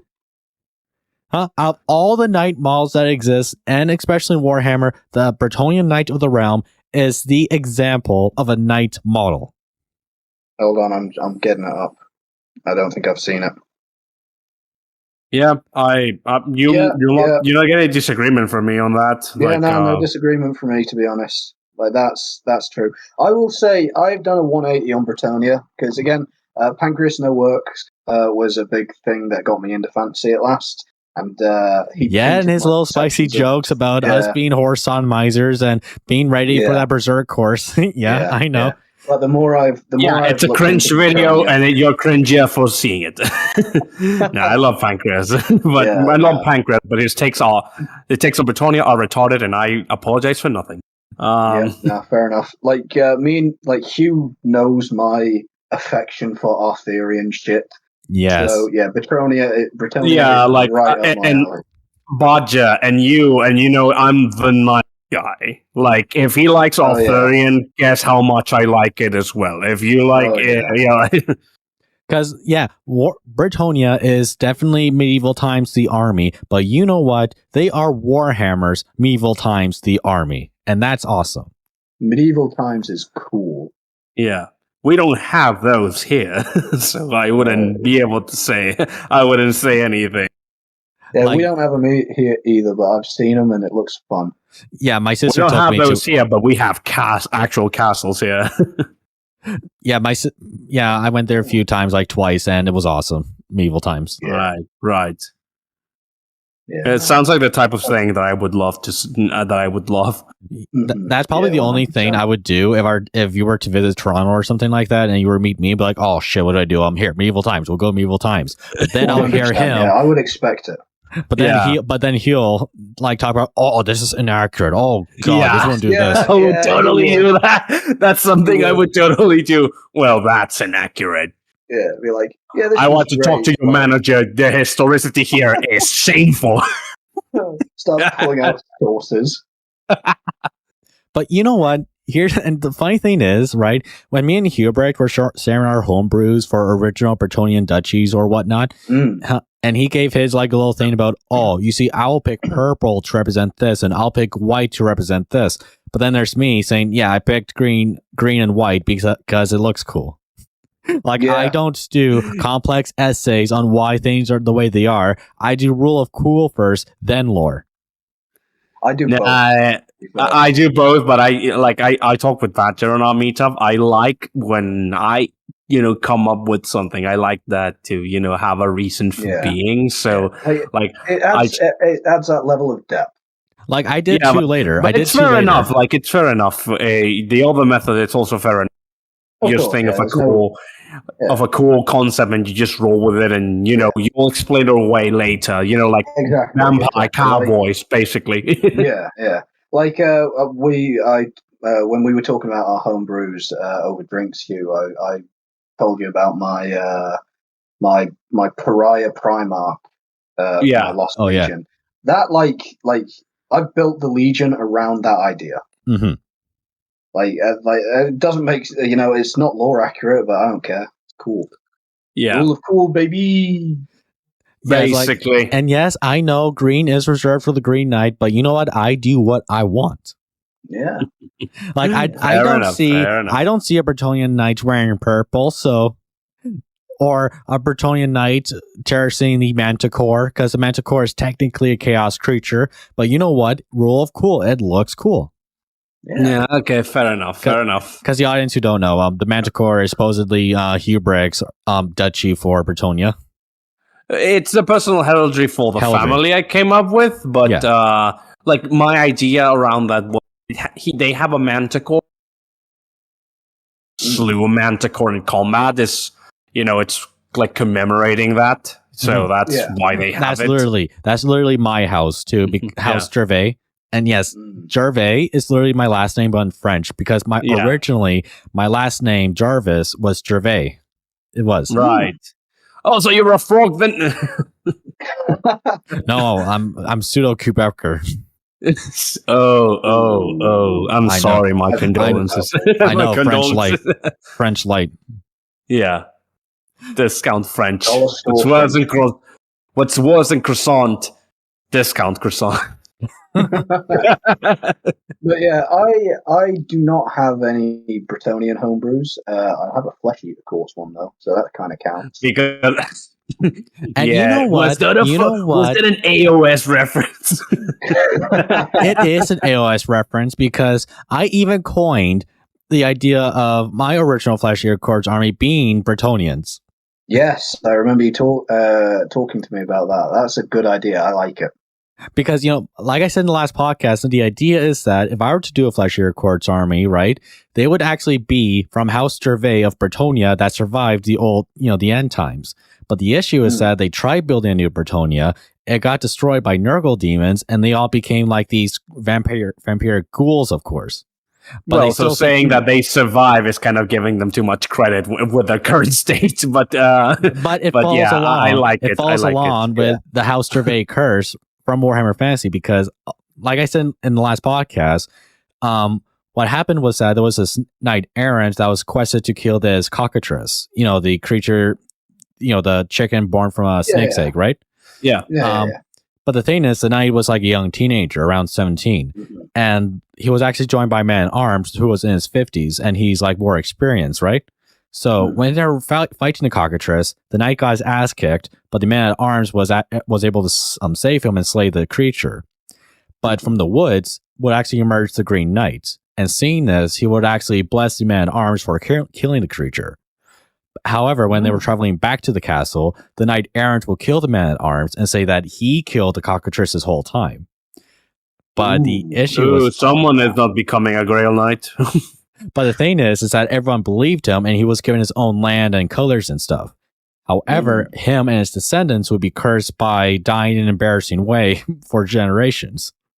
So you can imagine this carries out to AOS. I like that a lot, That's a good one. That's a good one.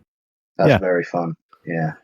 It does sound like something that would come out of a medieval role to show, the example of the breaks soul. Yeah. Like, Mordred or Ganelon in the Carolingian romances. Yes. The example of the oath-breaking traitor that is always there. Yeah. Yeah. Oh, man. I like it. It's actually really good, Lewis. I didn't know the full extent of that homebrew. Yeah. That is a very fun idea. I do just want to make a small tangent. This thought just entered into my mind. Sure, what? Do you think a cockatrice would taste good? I don't know, because it's part lizard too, so I imagine it'd be like cold and gross. Yeah, but alligator is supposed to taste good too. Well, yeah, I think it would. I think it would. Fried. Yeah. If it was fried, I think it would be delicious. 100%. Yeah. I was thinking that too. Like chicken strips. Hell yeah. You've been seeing Dungeon Meshi.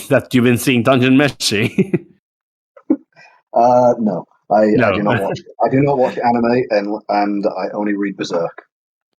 Fair enough. Like there's this manga and anime that's been becoming really popular recently. That's called Dungeon Meshi or Delicious in Dungeon. It's exactly about that. Really? Will this monster taste good? I think I've heard. Let's hunt this monster and cook it. Let's hunt the monster and cook it. It's actually really fun. It's actually really fun. Awesome. Yeah, I'll check it out. That does sound fun, actually.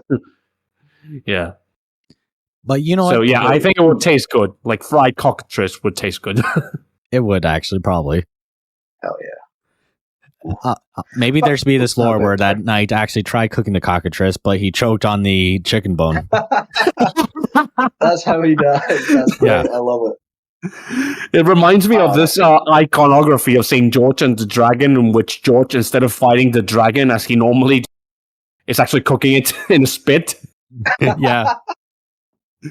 That actually exists, by the way. I didn't invent it. It actually exists. I can believe it. I can believe it. Oh, man. How would a dragon taste? I don't know. That's probably going to taste gross and weird because usually when you Yeah, try I to think- eat predatory animals, usually they're the more leathery and gross. Yeah, that's true. How would a dragon taste? Is it an intelligent dragon, or is it like just a bestial dragon? Or is it like or what's it called? Smaug or like Drogon? Or Drogon? Or what do you call that dragon that it doesn't have this 4 legs, but it has like 2 legs and Wyvern. wings? Wyvern, yeah. Wyvern. Yeah, because there's a difference. The superior kind of a dragon, in my opinion. Because a wyvern is, because you wouldn't say a wyvern and dragon are technically the same thing. Like you wouldn't call a blue jay and or a blue jay and a hawk the same thing. Yeah, I would call them birds. Well, there's a difference. Maybe, but I'm not. I like 2 wings and 2 legs personally. Yeah, I do think, too. I think wyvern. Yeah, I like them more. I like that more. Although it does make them seem a bit more uncanny and predatory when they have. True. Sorry, I missed that. You can picture missed that sort of creature prowling. Yeah. Sorry, Badger. Sorry, Hubrecht. I missed that. What was that? Oh, I do like when they go with the dragon design of giving them the wyvern characteristics in which they walk upon, the small, what are they called? The small claws that they have in their wings, instead of, giving them 2 legs and the wings on their back. I know that that's technically incorrect for a dragon, or to be fair, a lot of things are considered dragons as well, But in mythology, like, Jormungandr and Norse Leviathan in the Bible, But wouldn't the bats walk like that? Or I don't know how bats walk, but don't they do that? They walk on their like little paw legs on their wings. Yeah, I think they do. But I like that because they make them seem more feral and predatory. You can picture that working in real life. I like when they do that. I think they did that with Smaug in the Hobbit movie. They did. Whatever you think about them. They did. Yeah, they did. The wyvern where the wing is on the back, always just felt goofy to me. No, I liked dragon where it has like 4 legs and wings on its back. Right, that's like the most fantastical godly creature. Where it only has 2 legs and then 2 wings on the back. I think that looks goofy. Well, no, like I mean, where it's like the 4 legs. The 2 legs in front, 2 legs in back, and wings on the back. Right, I like that. Yeah. I get you. That one's cool. I still prefer. I agree with Hugh though. I prefer the little like wing claws and 2 legs.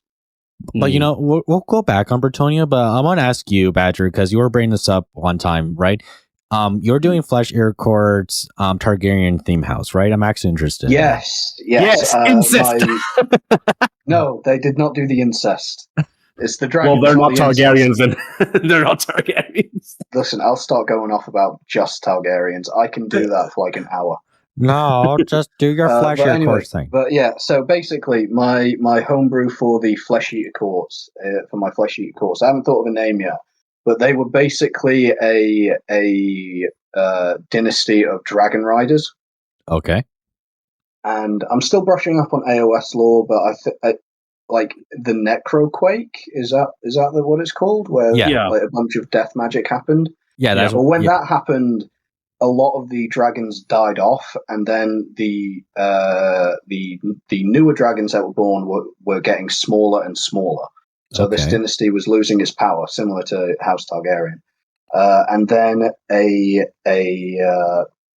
miracle happened where this great hero arrived, and like basically that's the vampire that spread the delusion. Okay. And it basically just resurrected zombie dragons, but they see it as these great and glorious like dragons of old. Oh, I like that. Yeah, that's good. And they still see themselves as like this noble like dragon riding dynasty. When in actuality they're basically flying the corpses of the dragons that they used to have. Oh, that's awesome. And, I want to imagine like newer zombie dragons for fleshier courts, because that's going to look awesome. Like, I want to imagine. That's what I'm waiting for. I really hope we get them, because that's what I'm waiting for before I actually start this project. Because I want to see something like guts hanging loose by their stomach, because that's yes. Not just skeletons. Give them flesh, make them gross. Yeah, zombie dragons. They're called you do zombies. With Death Guard and make it like on a dragon. Yeah. Or what about the Terrorgeist? What do you think of the Terrorgeist? That's kind of like a giant bat creature. Yeah, that's cool. That's cool. But the Terrorgeist aren't. I don't think the Terrorgeists are vampire. Like, the people riding them are vampires. I think they're like basically the equivalent of knights. Mm-hmm. Of course. So because with flesh eater courts, the what are they called? Like hold on, let me get the codex. You don't need a codex, just they're basically like the vampire that spreads the delusion is like the head of the group. So we're not like a lore channel. You don't need to be perfect on what's accurate or not. Yeah, but it's basically like all the ghouls are not vampires. Okay, they're just like crazy cannibal mutants. Yeah. And the higher ups of the court are the ones that are actually vampires, and they're the ones that spread the delusion. Oh, okay. Right. Okay, I like that. I didn't know that. Yeah. Yeah. Oh, by the way, Lewis, I wanted to talk to you about this. This like flesh eater court's lore and what it might mean for like the actual story of Age of Sigmar. Okay. So she's not a flesh eater court vampire. Neferata, I think her name is. I heard her name before, but she is the queen of New Lamia. Yeah. I thought she was. Yeah, she's what's the name of she's the queen of the Lamian line. Mortark of something. Okay. Mortark of blood. Okay. Well, basically what she's doing is, Usharan, the head of the flesh eater course. Yes. He is like basically harvesting his blood and smuggling it into the cities of Sigmar. And selling it as like a really fancy wine. You sneaky bitch. Whenever the deal is, if someone drinks like this blood of Uthran, they instantly get the delusion. Oh shit! So they're making like sleeper cells. Like you'll have this cult of delusional cannibals in a city of Sigmar, and then when like the flesh eater court show up, they think like, oh, the heroes have come to liberate us. It's very Gene Steeler cult. I like it. Yeah. Holy shit! These are Catholics. These are a Catholic army. Drinking wine and being like these horrible ghouls compared to in the eyes of Protestants. Yeah.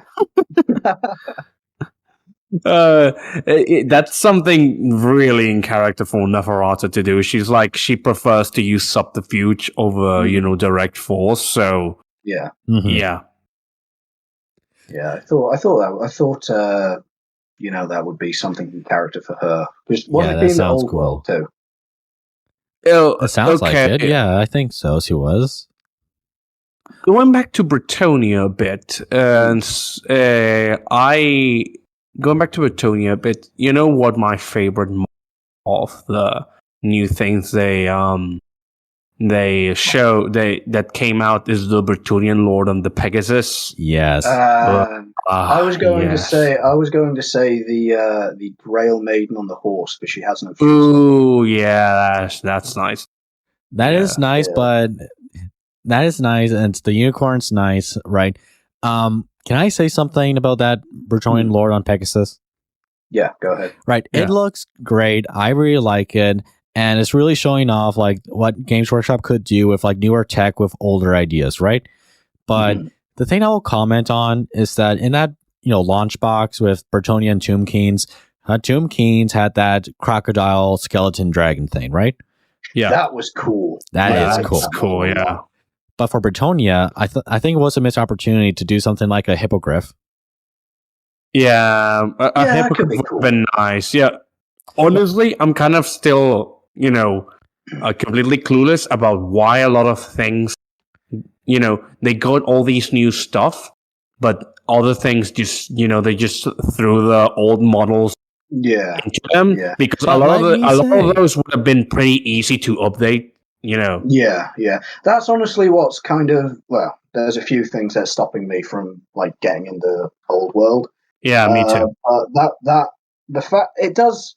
I mean, I get it. They'll still have that old stock lying around, so might as well put it to use. But I would have liked, like you said, a new update.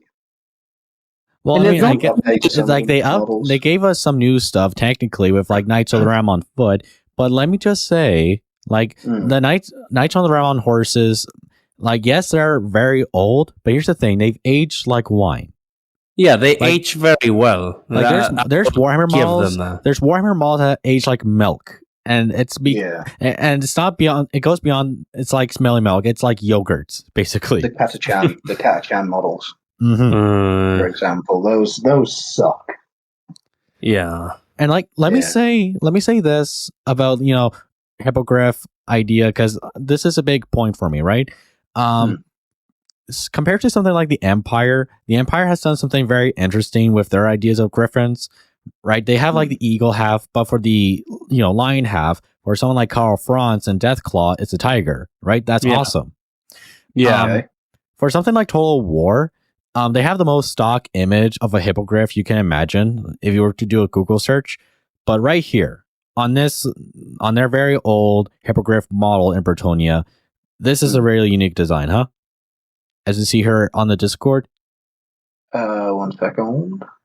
Ah, Right? If yeah, I see what you mean. Like if you just take a Yeah. creature, if you take something like this, and I'll show you, and I'm showing the audience this on YouTube, of course, right? This is a horse creature, but with a bird beak, talons and wings, of course. Yeah. It's a very unique design of the hippogriff. And I would love Makes to me see think of a something. chicken. Yeah, Oh. the legs are kind of interesting as well. Like they're kind of like remain being horse Yeah. shaped. Yeah. It's like, Yeah. imagine this with newer technology. I think that'd be amazing. I think Yeah. that would be really cool. Yeah. Yeah. Yeah. Can I just rant about the Old World for a second? All right? Yes, we are going to rant on Old World Yeah, because Oh, believe me. this Yes, is we the thing, will. this is- I was excited for the Old World. Like it was announced just as I was starting to get into fantasy Mhm. and things like that. But like all of the factions that I like in fantasy are not getting updated. The Dark Elves aren't. The vampire counts aren't. The dwarves are, but like I don't know. like a genie's wish, wanting Warhammer Fantasy back is everything that goes with it. Yeah, like it's just because I really, really love the vampire counts for fantasy. They are my favorite faction for fantasy. I love Vlad von Carstein. I actually was surprised that you did. I mean, they're cool. I like them, but I was actually I thought that your favorite faction was going to be like dwarf, which is one of your favorites. But I thought it was going to be your favorite. I was not expecting you to be a vampire Dwarves guy. were up there. Dwarves were up there because I really like the Slayer. I like the uniqueness of Warhammer dwarves. Mm-hmm. Yeah. Yeah, but the vampire counts just like I like the characters more. Like I really like Vlad and Isabella's story. Better love story than Twilight. Hell yeah, hands down. But the thing is, it's like armies that were from Fantasy Battle that got the AOS beam, right? Like Lizard Men and yes, the vampire counts. The new models that came for them for AOS, it just looks perfect compared to like the very old, outdated stuff. So it's like, do I get the very expensive old stuff, or do I get get the nice new stuff and proxy it? Yeah. Also, on a lot of the old world models, like either resin or metal. I will never buy a metal model. I will not too, because And the most disappointing thing, the Green Knight is metal. It's like, that's the perfect Bretonnian model to turn into Should have plastic. been updated. I don't care what anyone said. The Green Knight the Green Knight should have been updated. Yes. Like, isn't that like the centerpiece model for the Bretonnian army? It's the centerpiece. It's like a Primarch, basically. Yeah, it'd be like them not updating the Green Knight is honestly a little insulting. Like, come on. Yeah. Or it's like, and let's be real here. Like, one of the most frustrating things, like, just with Bretonnia, and even touching anyone else, the Bretonnian rating is not really that big. Like, what did you need to update? Yeah, what do you need to update? The longbowmen, the men-at-arms, the Knights of the Realm, and the Knights in Pegasus. And, like, four kits updated. Was that really that hard to do, to give us all fresh, new, shiny stuff? Like, was that really difficult? Now That's kind of like my frustration with the old world is that. Technically, there were other stuff for the Bretonnian range, right? There was the peasants on horses or mules, whatever you called them. Those would have been nice to do something nice and new on, because that was a canceled army unit in the Warhammer Fantasy days, right? Grail Knights would have been really cool to see, because technically it's just metal knights on plastic horses, which is bad combination. Is that true? Are they metal? Are the knights metal, but the horses are plastic? Yeah, Grail Knights are, but not Knights of the Realm. Not Knights of the Realm, only Grail Knights. And even Grail Knights just look like fancier Knights of the Realm. I'm just saying. Okay. Yeah. What is the guy with the stag horns on his helmet? What's he? That's Knight of the Realm. Oh, you mean the paladin? He's the paladin. No, he's new.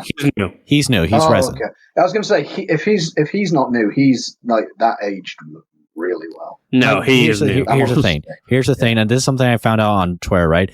It's resin, but it's smooth. Like, someone got one of the newer orc models that were resin, right? But it's smooth. It's perfect. Yeah. Well, like newer resin, I have a Corswain's model that I haven't put together yet, and that's resin. That's smooth. Mm-hmm. Right. I would get that paladin. I would get that paladin. I would get that paladin just to use his head for a Dark Angel character. Mm-hmm. Ooh, you know what that paladin could be useful for, Batch? What? Who? For a game of Pendragon. Yeah, boy.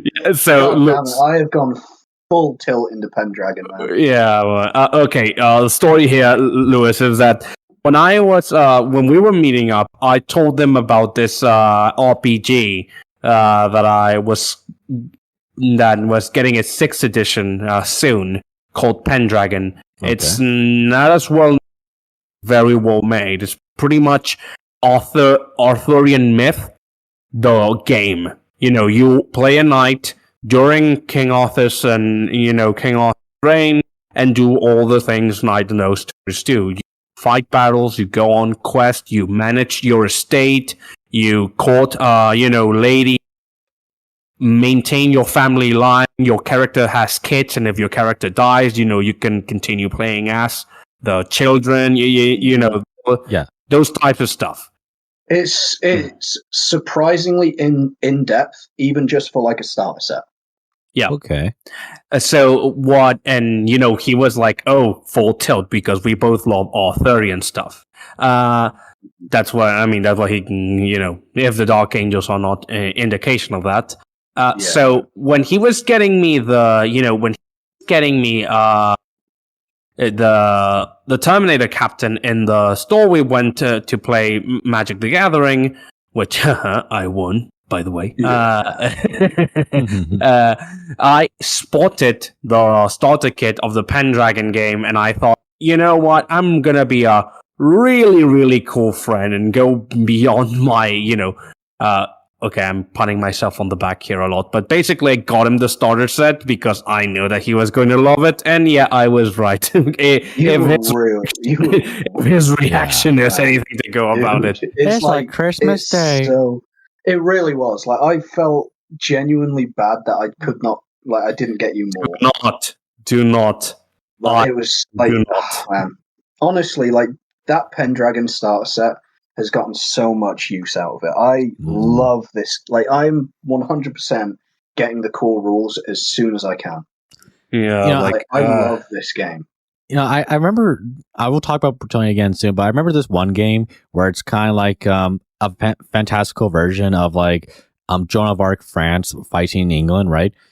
They have Joan of Arc as a character, they have France, they have England as armies and all that, but they have like mythological creatures like a Leviathan, Behemoth, Tarrasque, and seeing the models, it's pretty cool. Yeah. Fun fact: Tarrasque, the Tarrasque, the thing that like the ultimate monster in D&D actually is from French folklore. Yeah, I know. It is. Yeah, I was aware of that. Yeah. And you know what? Interesting. I will say this: wouldn't that not be a very cool Bretonnia unit? A Tarrasque, or something inspired by Tarrasque. It would. That's actually a good catch, man. Yeah, I think a Tarrasque would be a really good powerhouse model. Like, imagine this, right? The Tarrasque in Warhammer Fantasy is a chaos creature. It's its own thing. It's a creature made by chaos, and it rampages through Bretonnia. But this Maiden of the Lake, or what do you call those little maidens that are like Grail Maiden. Grail Maiden. Right, so she basically binds the Tarrasque to her will, kind of like that saintly woman in the actual French myth or whatnot. So she takes control of the Tarrasque, and the Tarrasque is basically in the control of the Lady of the Lake. So basically, it is this powerhouse unit for Bretonnia. And with that, you actually really cool. And you bring the Grail Maidens more to the forefront instead of just being the healing support of the knights. Yeah, I'm saying. I like that a lot. Like, you could have the Grail Maiden riding. Yes, the Tarrasque. Exactly. Yeah, that's actually a really good idea. I like that a lot. Yeah, I got to commission artists or something to make a Warhammer Tarrasque, because imagine that thing is going to be. That would be so sick. The Tarrasque of the story is very different. D&D design that everyone knows. It's supposed to have. I think maybe we'll send a photo to Badger in the Discord. Yeah. So basically, think of it as like a lion, turtle, dragon thing. Lion, turtle, dragon. Lion, turtle, dragon. Yeah. Here, hold on. Here we go. This is interpretation. Oh, that's so cool. You know what? What's the dinosaur? The ankylosaur, I think. Yes. Kind of reminds me of that. So you could maybe give it like this hypothetical Warhammer Tarrasque. You could give it like a club tail. Yeah. I liked this depiction of the Tarrasque. I have it on my phone here. I'll send it soon in a very quick second. But I like to imagine something like this as, Warhammer Fantasy beamed, or the Warhammer Fantasy filtered, because I think it would look really cool. Something like this.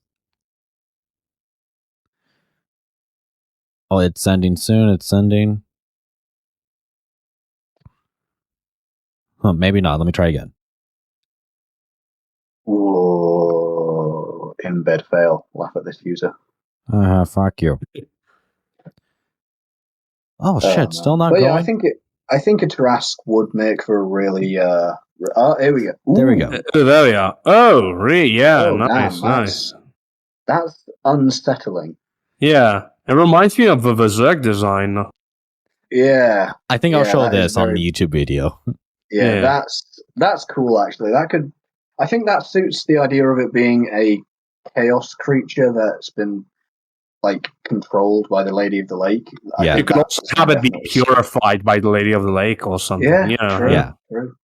Oh, here's a heraldic design of the Tarrasque of the place in the air where the legend occurred. Oh, that's Yeah. so cool. Mm-hmm. So it's almost like a Bane Blade tank variant, basically. Yeah, exactly. Yeah. Damn it. We need to bring heraldry back. Yeah, we do. do. Honestly. Like that, man. The Song of Ice and Fire fan in me yearns for the heraldry. And the thing is that the whole thing about heraldry, it's a thing that's in real life. You know, it's like not even an. Exactly. That's like. And you know what? Yeah. Here's another one last Bretonnian unit I want to homebrew for you guys because I think it would be cool, right? Yeah. You know the hippocampus in Greek mythology? Yeah. Oh, I know where this is going. Yeah. Yeah, the aquatic horse thing. Imagine Bretonnian knights riding the hippocampus. Nice. That would be great for Bordello. Water knights. Because Bordello, you know, that region, Bretonnia, it's kind of like it's one of the few cities that Bretonnia actually has, and it's like right next to the sea. It's a major trade port, and most of the people there worship. What's the name of the human sea god? Manon. You are asking the wrong person. It's something like that. I know. You mean the ocean version of the Lady of the Lake? Basically. They worship Dagon, the deep and old. Or Cthulhu, the great octopus man. No, Dagon is cooler. No, he's not. Come on.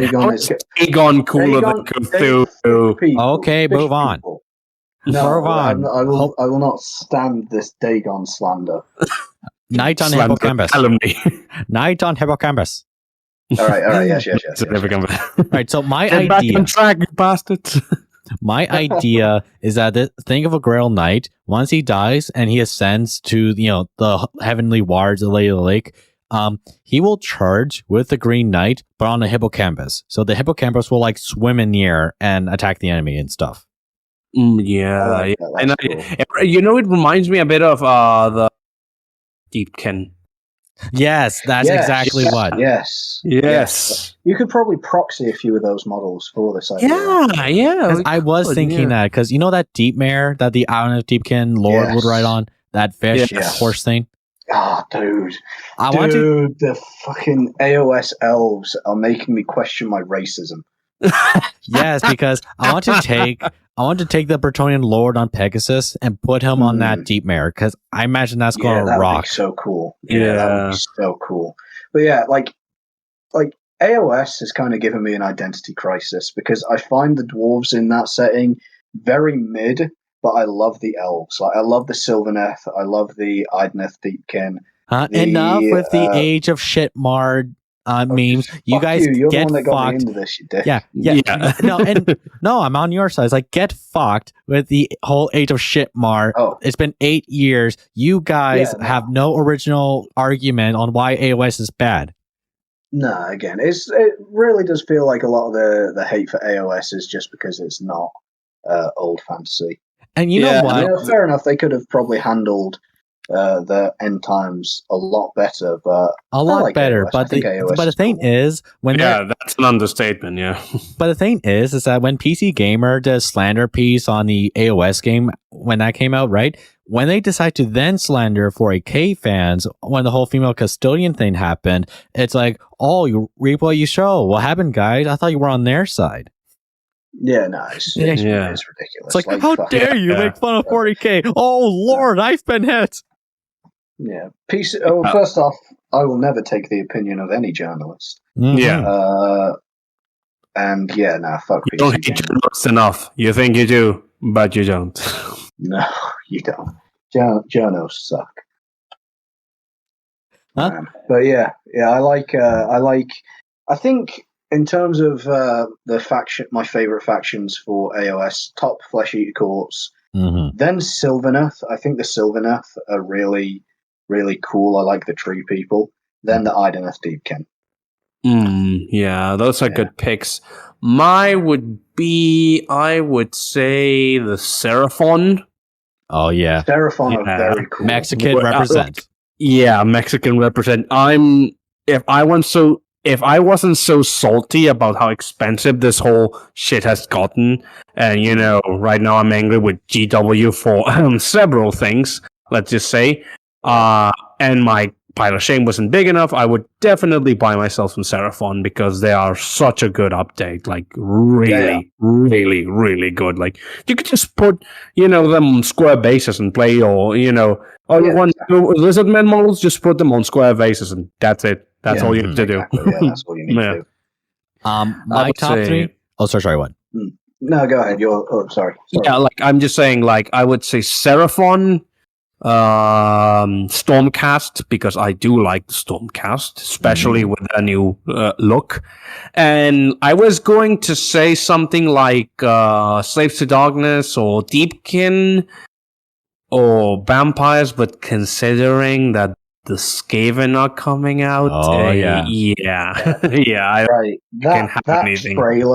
That trailer, Sigmar lied. That trailer, I loved it. Yeah, it was so cool. Like that got me. Like, I will say that trailer trumps the 10th edition 40k trailer. Ooh, that's spicy. Really? Yeah, really. But you know what? Like, I can see truth in it. Yeah, because like 10th edition 40k, the best part of that trailer for me is the singing Space Marine memes that came from it. Still standing. Yeah. Like it's a fine trailer, but like the AOS one kind of like, I don't know, it got me more hyped for AOS. Like it made me appreciate the Stormcast a lot more too. Like that story of that one Stormcast chick who like, as she dies, you see her kind of losing more of herself. Like she reacts less to it. Yeah. And then the Skaven made like in that trailer, they're both horrifying and funny. Hilarious. Yeah, we talked about this. We did a whole episode talking about Skaven.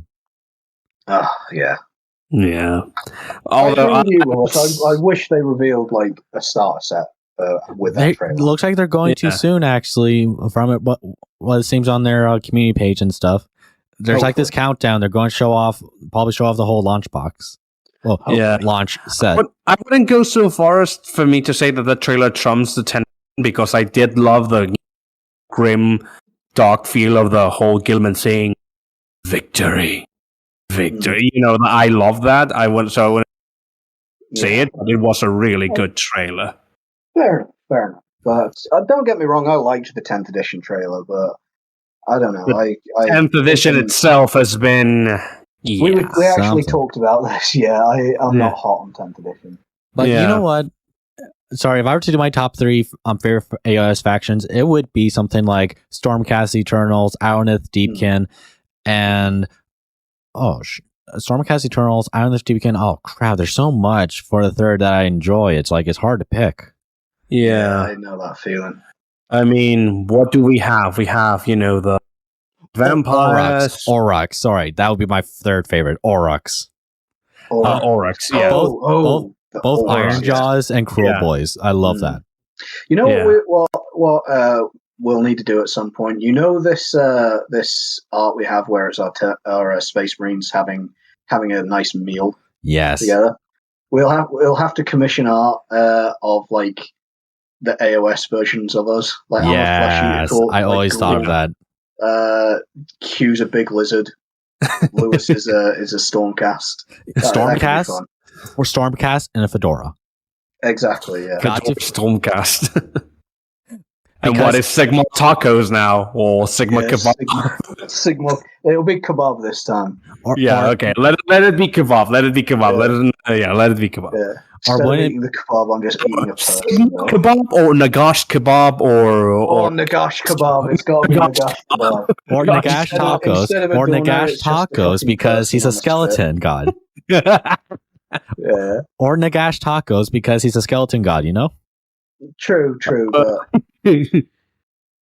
but I don't know. Like I see why, because it's a skeleton, because Mexican, but at the same time, I like the sound of Nagash kebab. It kind of that's fun. That's fun. It kind of like it sounds tasty. Like I'd eat it's tasty. Well, it's a flesh eater court, so you know. Hell yeah. It's just a guy. It's just like a guy on a spit. On a spit. No, that'd be flesh eater, of course. Then. Yeah, exactly. I'm the flesh eater. I'm the flesh eater in this situation.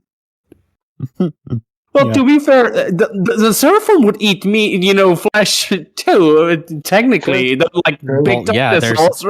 Lizards eat lizards eat other animals, dude. What are you talking about? True. Oh man, this got me thinking. Actually, are you? I know you know about this, Hugh, but Lewis, are you familiar with Age of Sigmar Soulbound? Yes, that's like a Kill Team version of AOS Kill Team. No. This is AOS versions of D&D. Oh, the D&D thing. Yeah, sure. Yeah. I would love to like sit down and actually play a game of that at some point because that's it has a really interesting mechanic where your characters are literally like soulbound together. Yeah. Oh. Yeah. So you cannot, screwing the party up because that's what my character would do. Exactly. Yeah. Will not fly. And you can get like it's a way of like so you know how in AOS it's like the gods take to the battlefield. It's you are soulbound by your respective gods. Okay. So you can have like an Ideneth and like a Fire Slayer. And all that like in the same. And, bound together, like either by Sigmar, Nagash, the Great Horned Rat. Chaos, though. I don't know about Chaos. The Great Horned Rat is definitely. I don't know. There is a supplement for it where it's like death factions, so it could be Nagash. But you can just do it anyways because it's paint available to you. Because why not? True. True. It's like that's the thing people often forget when it comes to like owning Warhammer stuff. Technically, it's yours. You can do what you want with like the paint of the setting. I'm just saying, guys. Yeah, it's like that brings us back to homebrew though. Like, it's that whole deal of like when you are homebrewing, there's really nothing that's stopping you from doing something you want. Yeah, it's just like personally, I like fitting my homebrews in as lore friendly as possible. Yeah, of course. So of course. Where I find that homebrewing characters usually comes to me a lot easier. My actual interrogator chaplain that me and Q were talking about, his name's Angiles. My homebrew with him is like he's former Deathwing, so his armor is like partly white. Yeah. Yeah, I painted out that model of him with his big Crozius. He has like you told me he has the big power Terminator, black as a chaplain, but he has the Deathwing cream bone coloring, right? Right. Yeah, he has his shoulder pads are the bone white of the Terminator. Yeah, of the Deathwing, but the rest of his armor is black. You're right. Because chaplain. Chaplain, yeah. Speaking about two things. First of all, we were having a drink with Badger, we discovered that we have a very nice ability to come up with names for things. Mm. Yeah, like we do. what epithet did I give to your Pariah Primarch? Oh yeah, the Hollow Sovereign. You remember that one? Sovereign, Oh, that's yeah, good. yeah, that's nice. Yes. Yeah, that goes hard. And I actually suggested a homebrew planet of that is it by the Dark Angel Great Crusade. Yes, yes. I like that. Oh yeah, my Guardsman one. I thought of the name that they call the lion. By the way, the Great Arslan, something no, like that. It's Mutashem Arslan, and that translates literally to the Magnificent Lion. Okay. Right. Yeah. Yeah, so he can do his Turk, his Turk homebrew. I can do my Turk homebrew with the Dark Angel spice. Okay, yeah, and this is the thing too. Like, one morning I just literally came up with this name for a World Eaters warband, right? Named Hellhounds. What do you guys have to think of that name? Just on name alone. Yeah. On name alone, it's great. I mean, great, yeah. it's short, easy, simple, but not in a bad way, in a good way, because it ties back to the World Eater's whole being theme. war dogs, being like Yeah. attack Warhounds, dogs, basically. Yeah, Because they were originally named Warhounds, and that's kind of like a coin on the name. Yeah. Yeah, and I can picture. Oh, sorry. Yeah, sorry. I picture this homebrew having a lot of the corn dog ones. Where they're riding the the Juggernauts. corn juggernauts. Yeah. Do you put ketchup on those or what? Yeah. The what are they called? Juggernauts. Blood crushers, juggernauts, blood crushers, something called like that. Juggernauts. I think it's Juggernauts, Juggernauts. I can picture that. I could picture them featuring heavily in this homebrew. Yeah, like Juggernauts. Bikes. Yeah. And I already have a color scheme for them, and this is a color I really love painting. Apparently, right? Orange. Orange. Yeah, I like painting orange. It's a fun there's color. not a lot of orange factory. There's not a lot of them. Yeah. Honestly, the ones that spring to mind immediately in terms of like orange is the League of Votan. That orange is smooth. Yeah, that orange. That's such a good orange. Poor League of Votan. They, brand new faction got released. Hey, what are they doing? Nothing. It's the same thing for Tau. Come on, bro. Enough with that. Come on, Lewis. I'm sorry. Come on. I love you, man. But this is copium. Like the Tau have novels. Well, it took a bit of time for them to get novels. I'm just saying. But then again, the Tau got video game. It wasn't a good game. The Votan have got. No, I liked Fire Warrior. I will not bear this Fire Warrior. I'm a Tau fan. Come on. I played the game though. It was fun. It was a Halo clone. Yeah, it is a Halo clone. Maybe that's why you like it. And maybe it's blindness by nostalgia. Halo is a Warhammer clone, technically. But okay. No, that's Gears of War. Gears of War. What a great game. But you know what? The perfect orange in Warhammer or in the painting range is Troll Slayer orange. That is true, yeah. That's the brightest orange you can get. That's really great. Nice orange, yes. Yeah, that's like a hazard warning orange. Yeah, when I painted that Dreadnought and I gave him like the orange cables, kind of like a... that was clean. That was really good. That you did a great work on that one. Hell yeah, man. That was a great paint job. Yeah, I got inspired by like hybrid cables on a car because for the battery cable, it's orange to signal high voltage. Yeah. I will never be able to live down a mechanic. He doesn't have. sorry, Hubrecht, I missed that. No, I will never be able to get over the fact that you're a mechanic, but you don't have a mechanicus army. Yeah. Yeah, that's funny. You'll have to add a is disappointed. But it's more like Iron Warriors because I paint hazard stripes on that Dreadnought and it looks... Do not bring those bastards to bear. Yeah, black and yellow, black and yellow, black and yellow. Shut up, Bumblebee. Oh man, what's a bigger rivalry? The Dark Angels and the Black Templars, or the fucking Iron Warriors and the Black Templars in this? All the gene line of Dawn, all the Dawn gene line. Yeah, no. I'm just saying I can relate to Iron Warriors because of uncontrolled autism. Because I do have autism, so it's like I can relate. I mean, I relate to the Black Templars because of autism.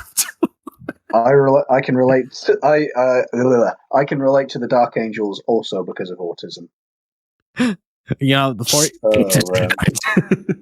It's a secret. Yeah, my parents have a saying now, and my sisters have developed this now because it's like whenever I'm focused on something or when I'm on something, like Lewis, your autism's showing. It's like, fuck you. It's like my dad's having banana bread. It's like, oh, can I have banana bread? I want banana bread. Can I have some banana bread? Your autism's showing. But yeah, man, homebrewing is so much fun. It is. Homebrewing is like that. It is, and maybe one day I'll try out, maybe get a Khornate warrior on a Juggernaut and paint him orange for the fun that of could it. be cool. That'd be really cool. I'm still trying to.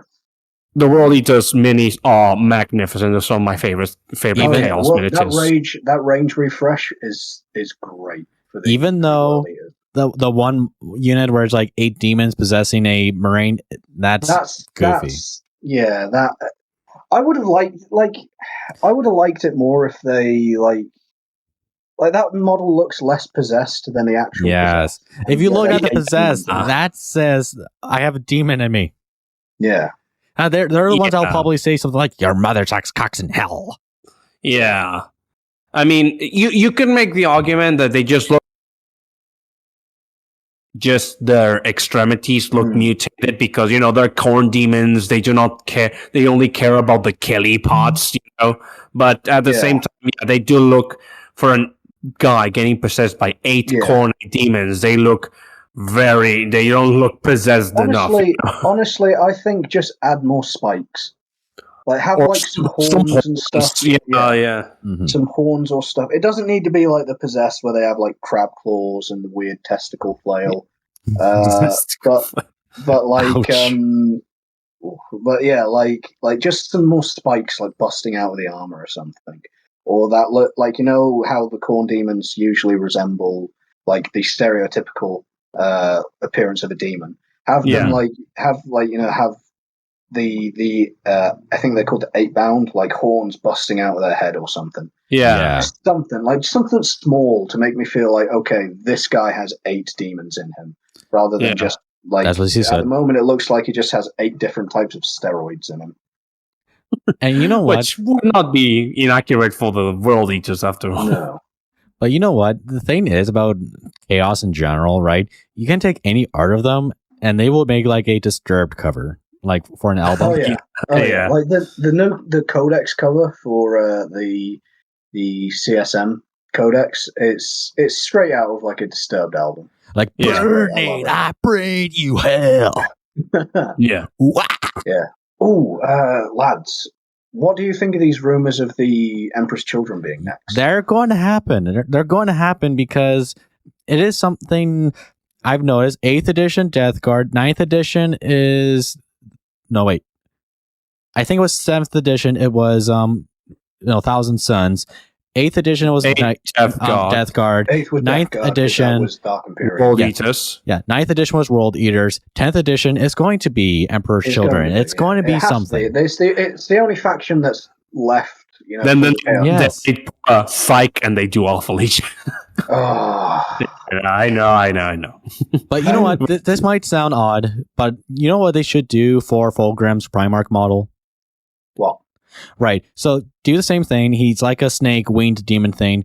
The one difference I would do is that his wings are like platinum angel wings, and me and Hubrecht, me and Hubrecht and Neptus talked about this in the podcast once, right? We shared the idea. However, maybe to show how much of a has-been he has become, make him fat. Like the whole point, the whole point is excess. that ecstasy, gluttony. And, Fulgrim's so full of himself, he's like neglectful on his like diet and shit. So he's like a fat bastard snake. Yeah. I don't know whether it'd be Fulgrim, but I do kind of like the idea of having like a new fat Space Marine character. That could be kind of cool. Wide person representation. Hell yeah. I mean, like he's like the typical British pop star. He's like a twink in his 20s, but as soon as he's reached 30, he's like balding. He's like, vote Tory. Yeah, British twink death is a real thing. Yeah, it's horrible. Like, look at H Palmer guy. I'm from the north, man. That it's real here. Hey, I have a full set of hair compared to you, so it's like I'm doing good. Hey, fuck off. That's my Italian Irish genes. I love my beautiful hair. It does not fall out, and it's not going. So I shave my head like pretty regularly, and I've done it like about a week before I met up with Hugh. It's growing back now. You know the Joker in Arkham Asylum? Yeah. Yeah. I have the Joker hairline. Oh, rough. Rough. Like it's really rough. Like Let's I don't have. It's not. I don't have the Widow's Peak. I have the full fucking mountain. Oh man, but I will be proud of you. Yeah. Oh, God. Batch. Yes. What's up? So, Angels of Darkness. Angels of Darkness. Oh fuck! Finally, let's get. No, you got. No, we're man. ending it here. Okay, I'm joking. Go on. All right. Okay. Tell me your thoughts. So just for anyone who doesn't, Darkness, Dark Angels novel written by. It's kind of an oldie, right? It is very old. Yeah, I think Angels of Darkness came out. 1 second.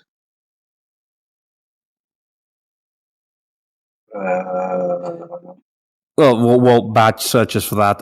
So Batch told me that that's what he, sold him on the Dark Angels. 2003. 2003, yeah, it is an old. Hold on. No, that was the Tomb Raider Angels of Darkness game. 1 sec. Yeah, no, 2003. Yeah, both 2003. Right.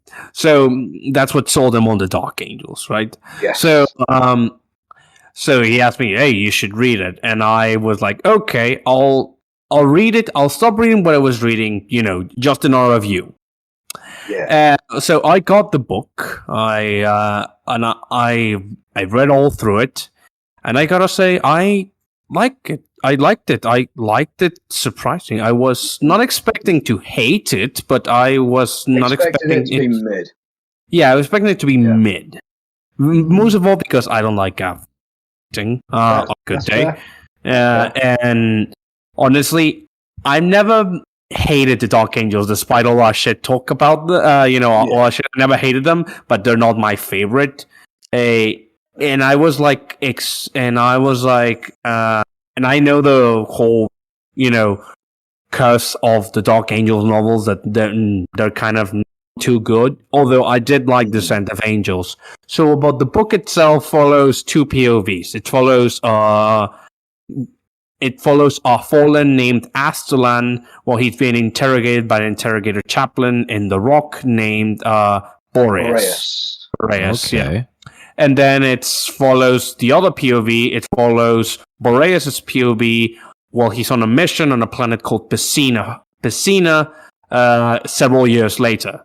And he's on a assignment post safeguarding a recruitment in which he just has a token force of Dark Angels. He's like isolated with his brothers. He has like a squad, an apothecary and a tech marine and two other normal battle brothers. Yes. So they're kind of suffering from being isolated for too long. So what I could tell about the book is that this is definitely, you can tell this is supposed to be an introductory book. Boreas goes around, visiting each of his brothers, and it explains to you what a tech marine is, what a carry is, what a scout is, in a very detailed way. So it's definitely, you can tell that this is supposed to be an introductory book to not only the Dark Angels, but the setting and the idea of Space Marine itself. Mm-hmm. Okay. The apothecary goes into detail about what the black carapace is. Yes. Stuff. Yeah. Okay. Yes. Pretty much. So, I would. I did like the book. I don't know if you care about spoilers, Lewis, and you would like to read it too. I don't care. Right. So, basically, the plot. Anyone who wants to read, so get out of here before I tell something. So, the main draw of Angels of Darkness is kind of reflecting on the effects of the secrecy of the Dark Angels, and if that just is just affecting them negatively more. So we have Astalan arguing during his interrogation with Boreas, because Astalan is not chaos corrupted, or at least not explicitly chaos corrupted. He's simply a renegade. So he seems. Okay. So he willingly gives himself up to the Dark Angels to try to convince them of the error of their ways because they have strayed from the path the Emperor paved for them. Mhm. You are, straying yourself with secrecy and, secrecy and mystery and deception. Well, you're supposed to be, shining knights and, battle. They actually quote the Gilliman several times in that Space Marines are shining lights in the firmament battle, Mhm. and that you're not that anymore, Mhm. Boreas tries to break him into admit your wrongdoing, because Astellan apparently is a member of the original Legion. Yes, Astellan is. He's Terran. Yeah, Astellan was Terran, so he was around during the beginning of the Great Crusade. Yes. Like Thunder Warriors, he was there. Like the earliest times of the Great Crusade, he was there. So he is very much old school heresy, heresy era Marine. Yeah, Okay. he fought us alongside the Emperor himself. One of the true believers on the Great Crusader. So he said, Mhm. yeah. So he says you're gonna be hearing that a lot from me because there's a Dark Angels book. Yeah. So That is a good point about. I remember I brought that up to you about Astellan. You get the sense he is a compulsive liar. Yeah. Yeah. So lying and secrets is not kind of core or of the story. So apparently, Astellan makes this whole argument that gives his whole point of view of why the whole thing with Fallen happened, arguing that they were abandoned by the Lion and that the Lion had a darkness in him that affected them even before the heresy broke out. That the Lion did not trust us. The Lion kept watch over us. He had that same secrecy that affects you right now, and that secrecy backfired on us because it made us suspicious of everyone. Gave us on our guard. It turned brother against brother, and to long story short, Astellan was the one who gave the order to fire the batteries on the approaching fleet of the Lion. Yep. So I missed bits of Kickstarting the whole system in Dark Angels. I missed bit of that. What happened? Basically, so Astellan was the one that. Oh no, go ahead. Go you. You're the Dark Angel guy. Yeah. So basically, what happens is after the Siege of Terra, the Lion returns to Caliban. Yes. Right? Yeah. And there's orbital defense stations all around Caliban. Mm-hmm. And as the Lion ship approaches, Astellan, who is the fallen character we have been following in this book, right? He is the one that gives the order for the orbital stations to fire on the Dark Angels, which is what officially starts the schism. Yeah. Oh shit. Astellan is the one. He's not the one behind it, but he is the one responsible. Oh no! Yeah. I'm the team killing fucktard. Kind of, yeah. Something about the book that I noticed on a reread is so Astellan usually implies that the Lion was the traitor to the Imperium as well. Yeah, because here's the thing. Oh, sorry. Go ahead. Yeah, where it's he thinks the Lion, maybe he was going to turn against the Emperor, basically. Yes. Mm-hmm. The issue with that is that you can tell that this was written before a lot of the other Dark Angel books in the Heresy, because we know that that's wrong. Yeah. Yeah, it's a little retcon that happens. Not a retcon. It's a full. It's like you can see why a member of the Fallen would think that. Yeah. Because they were literally just they were told to fuck off back to Caliban, essentially. Yeah, pretty much. Well, just to say, Lewis, there's retcons and there cons. Sorry, there's what? There's retcons and then there's retcons. Oh yeah, we all know. Yeah, I know. So what you can tell that this was written before the Heresy series really kicked off. Yeah. There's this whole argument made. Well, as the Lion arrived late, Siege of Terra, and he was, he couldn't make it in time, and he was Astellan. Oh, sorry. Hello. Yeah. Oh, sorry. We cut out for a second. I don't know Yeah, why. I can hear you. Yeah. Okay. Right. So Astellan makes the argument that he arrived late. You mean that the greatest strategists of the Primarchs arrived late at Siege of Terra? I don't think so. That's kind of convenient. I think he was waiting to winning, to see whose side he was going to join, yada yada. Yeah. And Astellan goes on this whole thing about his betrayal of Lionel Johnson being motivated by loyalty to the Emperor. He argues that the Primarchs are responsible for the downfall of the Imperium, and not just the traitor Primarchs. That even the loyalist Primarchs, they brought change with them, and they brought their petty ego into the whole thing. When before we were just following the Emperor's singular vision, without straying, without drama, without anything. And I like that, even if Astellan could still be lying, Exactly, that's the whole deal with Astellan. He could be lying. Yeah, he could be lying. I did like the whole thing of the. Say again. I did like the thing about a fallen being a fallen out of loyalty to the Emperor. Yeah, that is. Yeah, because I remember I told you about that little Asriel fact about his initiation as the Supreme Grand Master. Yeah. Who do you serve? The Dark Angel. You serve the Dark Angels, and that actually, that circles us back to Boreas' point of view, because Boreas' storyline goes into so he receives news of a ship that has docked on the planet recently, and he goes to investigate. Well, he finds out that the ship's called the Saint Carthine. It turns out that that's the ship that Astellan used for several years and was crewed by two of the Fallen. So essentially, Boreas is forced to spill the beans to the rest of his squad, because the rest of his squad is not in a circle, so they do not know about the Fallen.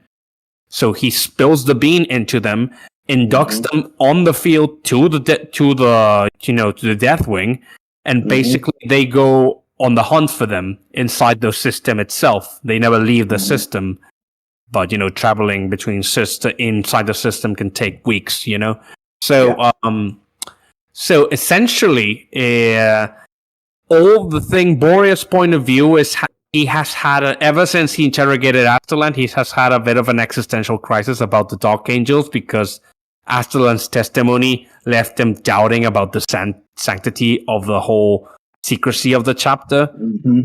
And they're roped into a wild goose chase by the Fallen, in which the Fallen effectively bamboozled the Dark Angels. Bamboozled? They bamboozled them, essentially, into chasing them around the system, while they themselves never left the planet. Essentially, Hubrecht here is like a music machine. When you put a coin in, you just have to let it burn itself out. I'm fine with this. I'm loving it. I'll keep going, man. I promise I'll shut up about it soon, Louis. Don't worry, we'll get back to the rest of the video. But so. Essentially, it's revealed that there was gene seed on the small fort that the Dark Angels have on the planet. Okay. Which Boreas didn't know about it, and apparently the apothecary kept that a secret, and that he already knew about the Fallen because, of course, he's an old apothecary, so he was already a member of the Inner Circle. Which pisses off Boreas. Why do you keep this secret from me? And, everyone else is like, oh, that's rich coming from you, From a chapter that's obsessed with secrets. With secrecy, that's the point of the book. Yeah, that's the point of the book. This is stupid. Yeah. Oh, it also turns out that there's a Byron's bomb primed to blow up inside of the fort in case the fort is compromised. It can be activated. And no one told Boreas about that because it was a secret kept by the Tech Marine. Oh, fuck. This is stupid. See, yes. So Boreas is so frustrated that he abandons his Croesus on the base that the followers of the Fallen had set off as a distraction. He's so frustrated, the poor guy. Yeah. When they finally make it back. Oh, by the way, in this whole journey, they were forced to open fire on an Imperial vessel just to prevent them from boarding the ship that the Fallen were in. By the way, you know, Dark Angels being Dark Angels. Spicy lads. Yeah, basically. So when they finally return to they find it that the Fallen have gotten in. They killed all the aspirants. They stolen the gene seed and they primed the virus bomb to blow up, which of course will kill the entire planet. Oh, fuck. Yeah. Then, you know, the whole thing, they come to, you know, as they're about to leave the fort, they realize that the fort is kind of like it's sealed, so the air has not escaped. The virus hasn't spread. Also, the Fallen, made complete a mess of the planet, so people now hate the Dark Angels because they thought it was them. Yeah. Basically, before they leave, the virus has not escaped the sealed containment of the fort, so they cannot leave. And Boreas is forced to shoot with a plasma pistol his apothecary, which was his friend, by the way, to prevent them from opening the door because he wanted to sacrifice the planet to get the gene seed. Yes. And Boreas is kind of like, no, our first oath is to defend the Imperium, is our first oath to the Emperor and to defend his Imperium, and that's what we're going to do, you know? Mm-hmm. So basically, the last thing Boreas and his squad do, they all agree to not open the doors to the fortress that they have, and let the virus kill them, essentially, to prevent the planet from dying. Yep. The last thing Boreas does is he sends a message to the Rock, pretty much giving a whole testimony on his feelings on the matter of the secrecy of the Dark Angels. Favorite part of the book. Yeah, because, it's a whole spiel about how they are confused. The secrecy has poisoned the chapter. Mm-hmm. And basically, he tells the Rock, he pretty much implores the Grandmaster to, repent, ironically, of the whole secrecy because it does, it distracts them from the true purpose of serving the Emperor and the Imperium. And the last thing Boreas says is that he asks that they take a message to the lowest dungeon of the Rock, where Luther and Astelan are locked. Because Astelan's still alive, they locked him next, in the same place Luther is. Yeah. And tell him, you were not wrong. That's the last thing he says in the message. You were not wrong. I loved it. And then Astelan, Boreas, and the rest of his squads decides to pretty much suicide bomb themselves and the entire fortress with the virus bomb inside using melter bombs. And the last thing of the book is them reciting one of the hymnals, prayers, I don't remember the name. Mm-hmm. And then the book ends with Boreas pressing the studs on the melter bombs, and that's where the book ends. Yeah. Yeah, it was pretty cathartic, I must say. Mm-hmm. Do you see why, this got me into the Dark Angels? Yes, because I can see, they're so obsessed with the idea of secrets that it fucks them over time and time. It's honestly, I compare it to, this is the Dark Angels version of Hell's Reach. Really? I will say Hell's Reach is like the quintessential Black Templar book. It's where you learn what the Black Templars are all about. Yes. Angels of Darkness is where you learn what the Dark Angels are all about. Yeah. And both feature a chaplain. And why we'll argue is that it sounds like the Dark Angels are 40K's version of, Dwarvish grudges. Because in Warhammer Fantasy, dwarves are so obsessed with grudges, right? With ancestry and stuff. But it comes to a point where it's like bitterness and pettiness.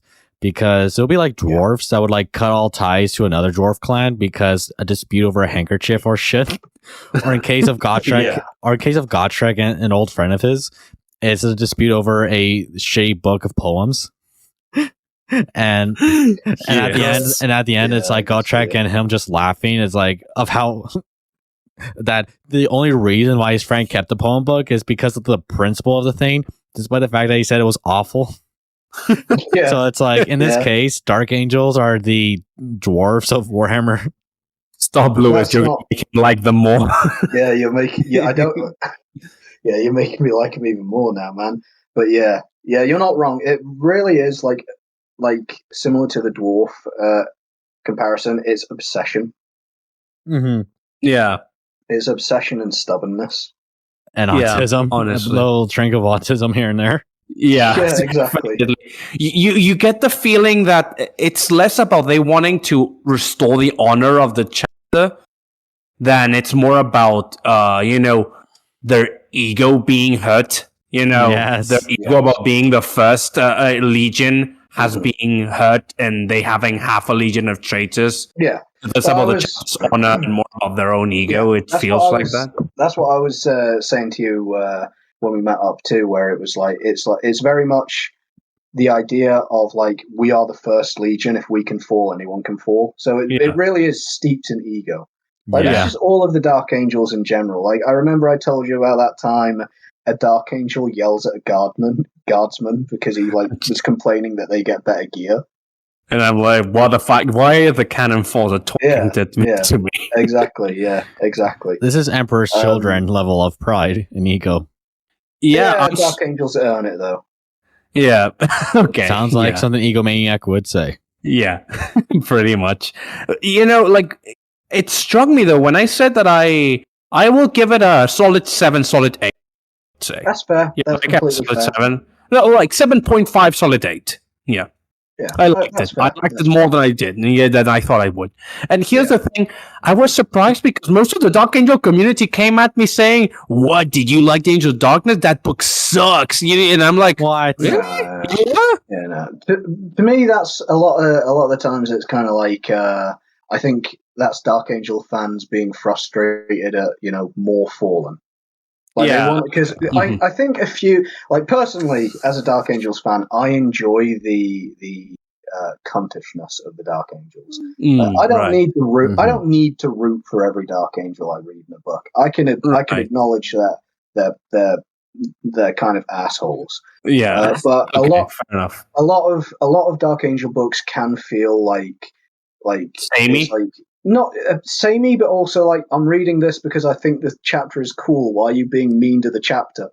Right. Okay. Fair enough. There's not too many moments. There's a few, but there's not too many. Like in Hell's Reach, that's the Black Templars are sick. Yeah. Okay. And it's you can play Grimaldus' speech. You can play Grimaldus' speech, and that's you can get a whole community to clap online. Yeah, it's like a diehard speech.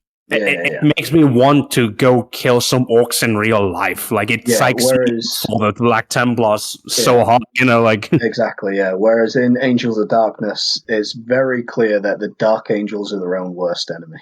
Yeah, and you know what, Badger? It's a tragic book. You know what, Badger? Nope, I will say this, Badger, and that's why Grimaldus has a better chaplain model than Asmodai. He doesn't. I'm sorry. Yes, he does. Listen. No, he does. Listen. Okay. Asmodai's model. Asmodai's model's mid. Grimaldus needs the serfs to lift his model up. Asmodai stands on his own. Asmodai's mid.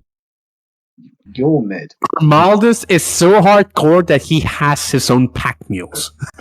Yes, he does. Fair enough. But it's funny you say about Grimaldus' speech, which does go hard. A Vox in the Void's rendition of that is my favorite. Yes. Let me explain that for a little bit. So in the audiobook, the narrator's when he does a speech, it's inspiring. His name is Toby Longworth, I think. Yeah, Toby Longworth. Yeah. When he reads Grimaldus' speech, it's inspiring. Yes. When I listen to the A Box in the Void version, you can feel the anger. more. Okay, so you can feel. You I can like the feel, animated movie righteous version. indignation.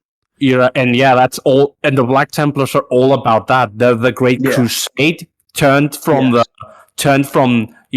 enlightening humanity to avenging, punishing, the traitors. That's what they are. Yeah. The seal of the Great Crusade turned into vengeance. That's exactly, what they are. Yeah, exactly.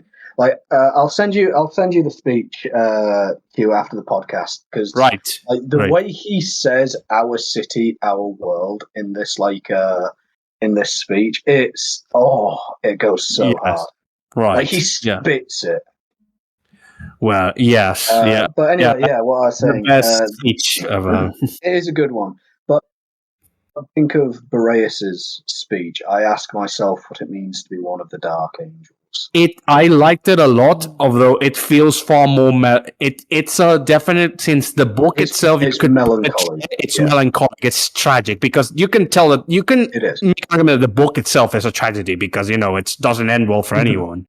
No. Yeah, but it does feel melancholic in a good way, and it's kind of ironic because that same speech was used for the Deathwing bit of intro, and they turn it into inspiring, psyching yourself up for battle speech when it's originally a melancholic one. Yeah, it's a warning. Yes, more than anything else. Yeah, I'm here being the third wheel. I'm here being the third wheel. Yeah. I'm gonna say this, Lewis, and I'm gonna say, good. You make me doctor. It made me two things. First of all, most of the Dark Angel fans compared it to the Space Marine novels by Ian Watson, where the portrayal of the Sons of Dawn is like very like Paleo Warhammer, which is so comical as to be like, what the hell am I reading? You know what I mean? Mm-hmm. Okay. Yeah. Yeah, and the second thing is you made me like the Dark Angels enough for me for them to leave the C tier of my chapter tier list into the B tier. There I go. The V tier. I even bought a box of Deathwing Knights. Yes. I have one of those free Deathwing Knights from when Games Workshop gives away one of those free bottles, right? That's a really good gift for a free model. Normally, they're very vanilla. Yeah. Yeah, if I were to get a Dark Angel, it would be Belial, because I think Belial is the goat of Dark Angel character names. It's a very good name. I disagree that he's the goat. I like his look. I like funny enough, me and Hubert commented that I say Azrael has licorice wings, but Hubert says he has like parrot wings.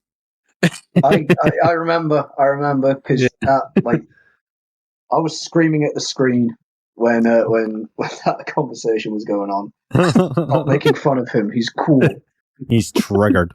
No, but you're not wrong. I can see both. Like I can see the parrot wings,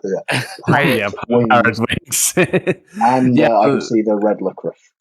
Yeah, it's funny because basically we did say, like, I do like a lot the Asmodai model a lot, but I would say that my favorite is Asriel's, then Asmodai's, then Belial's, and that's not because I'm liking Belial's. It's just a thing about it's just a personal preference. Yeah, I would put Belial in a helmet because Belial. Why not give Belial a helmet? I have the same. I don't know. I'm tempted because I have the same hairline as Belial. So,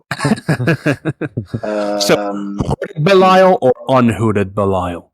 If there's a Dark Angel, it's always hooded, man. Yeah, it's always hooded. If it's a Space Marine character, the question of the Alliance models: helmetless, hooded helmet, or winged helmet. Hooded helmet. Magnets is my answer. Hooded helmet for me. Magnets is my answer. It's actually my answer to the Hubrecht model. I love the Hubrecht Mini. It's so good. Yeah. And it's like, they did the wonderful thing of adding a great helm, yeah. So it's like, his helmet is the best. Yeah, and magnets. I need to magnetize that because I cannot choose between one or the other. Yeah, me neither, man. It's God damn it. Hubrecht's model is really cool. I will say that. I really like Hubrecht's model. I think his model is probably my favorite of all of the chapter masters. Yeah. Really, more than Asriel, more than Dante. I really like Asriel and I really like Dante, but I think I do like Hubrecht the most. But I will say my favorite chapter master model is Marnius Kelgar, right? Because he has his bodyguards with him. You know what's funny with Marnius Kelgar? I've seen him converted into more like models, and I have seen like actual built Marnius Kelgar models. Yeah, because it's what's it called? Jack of all trades look as a Ultramarine. Yeah, it's kind of like it kind of ironically it kind of embodies the Ultramarines in that respect. Does, he can be anything because we're so great. We're so great. We can be converted. Because we're so great, we can be converted. You can be converted. You're so great. You can be everything except yourself. Yeah. No, but honestly, fair enough. Like, I'm not the biggest Ultramarine fan. I've gotten over my Ultramarine hatred phase, but I like Calgar's model. I'm like not in the mood to be like, oh, I must buy it. But if I come across it, like I'm like, and if I buy it, I'm like, yeah, I would build him himself. I bought some blue on the shelf. Have some blue on the shelf. Yeah, I bought that model because of the comic books. Yeah, I think I'm one of the few exceptions that like the comic books. Comics were great. Yeah, they were. Huh? Yeah. And you know what? I'm one of few people that would say, yeah, I like that little twist idea that it was just like random serf that decided to carry on the name of Marnius Kelgar, right? I will defend that, but that's probably for a different video. Okay, it's been a while since I've read them, so yeah. Fair enough. I have I have each individual issue, and I have the graphic novel. That's how much I like them. Oh, damn, okay. Right. And I have them in like their collectible sleeves, and I have this little box dedicated to them. Yeah, that's some dedication there. That is dedication. Dedication. That is dedication. Yeah. Yeah, man. I need to buy some comic book boxes. That reminds me. Yeah. You know what's one of my favorite comic series is, like comic book series, Fables. Fables. I've heard about it. I haven't read it. What's it about? Is basically we're not going to this deep end. All right. I'm the captain. Very brave. Go ahead. Okay, so basically, it's about like fairy tale characters like Snow White, the Big Bad Wolf. You know, right?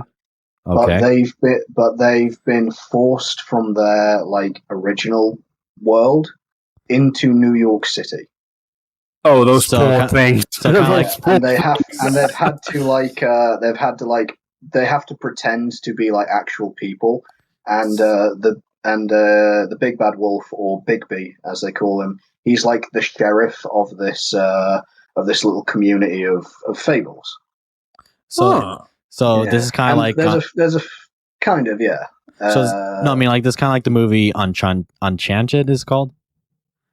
Take that, but like darker. Like this is not like a Spider-Man comic. This is like quite dark at times because it's right.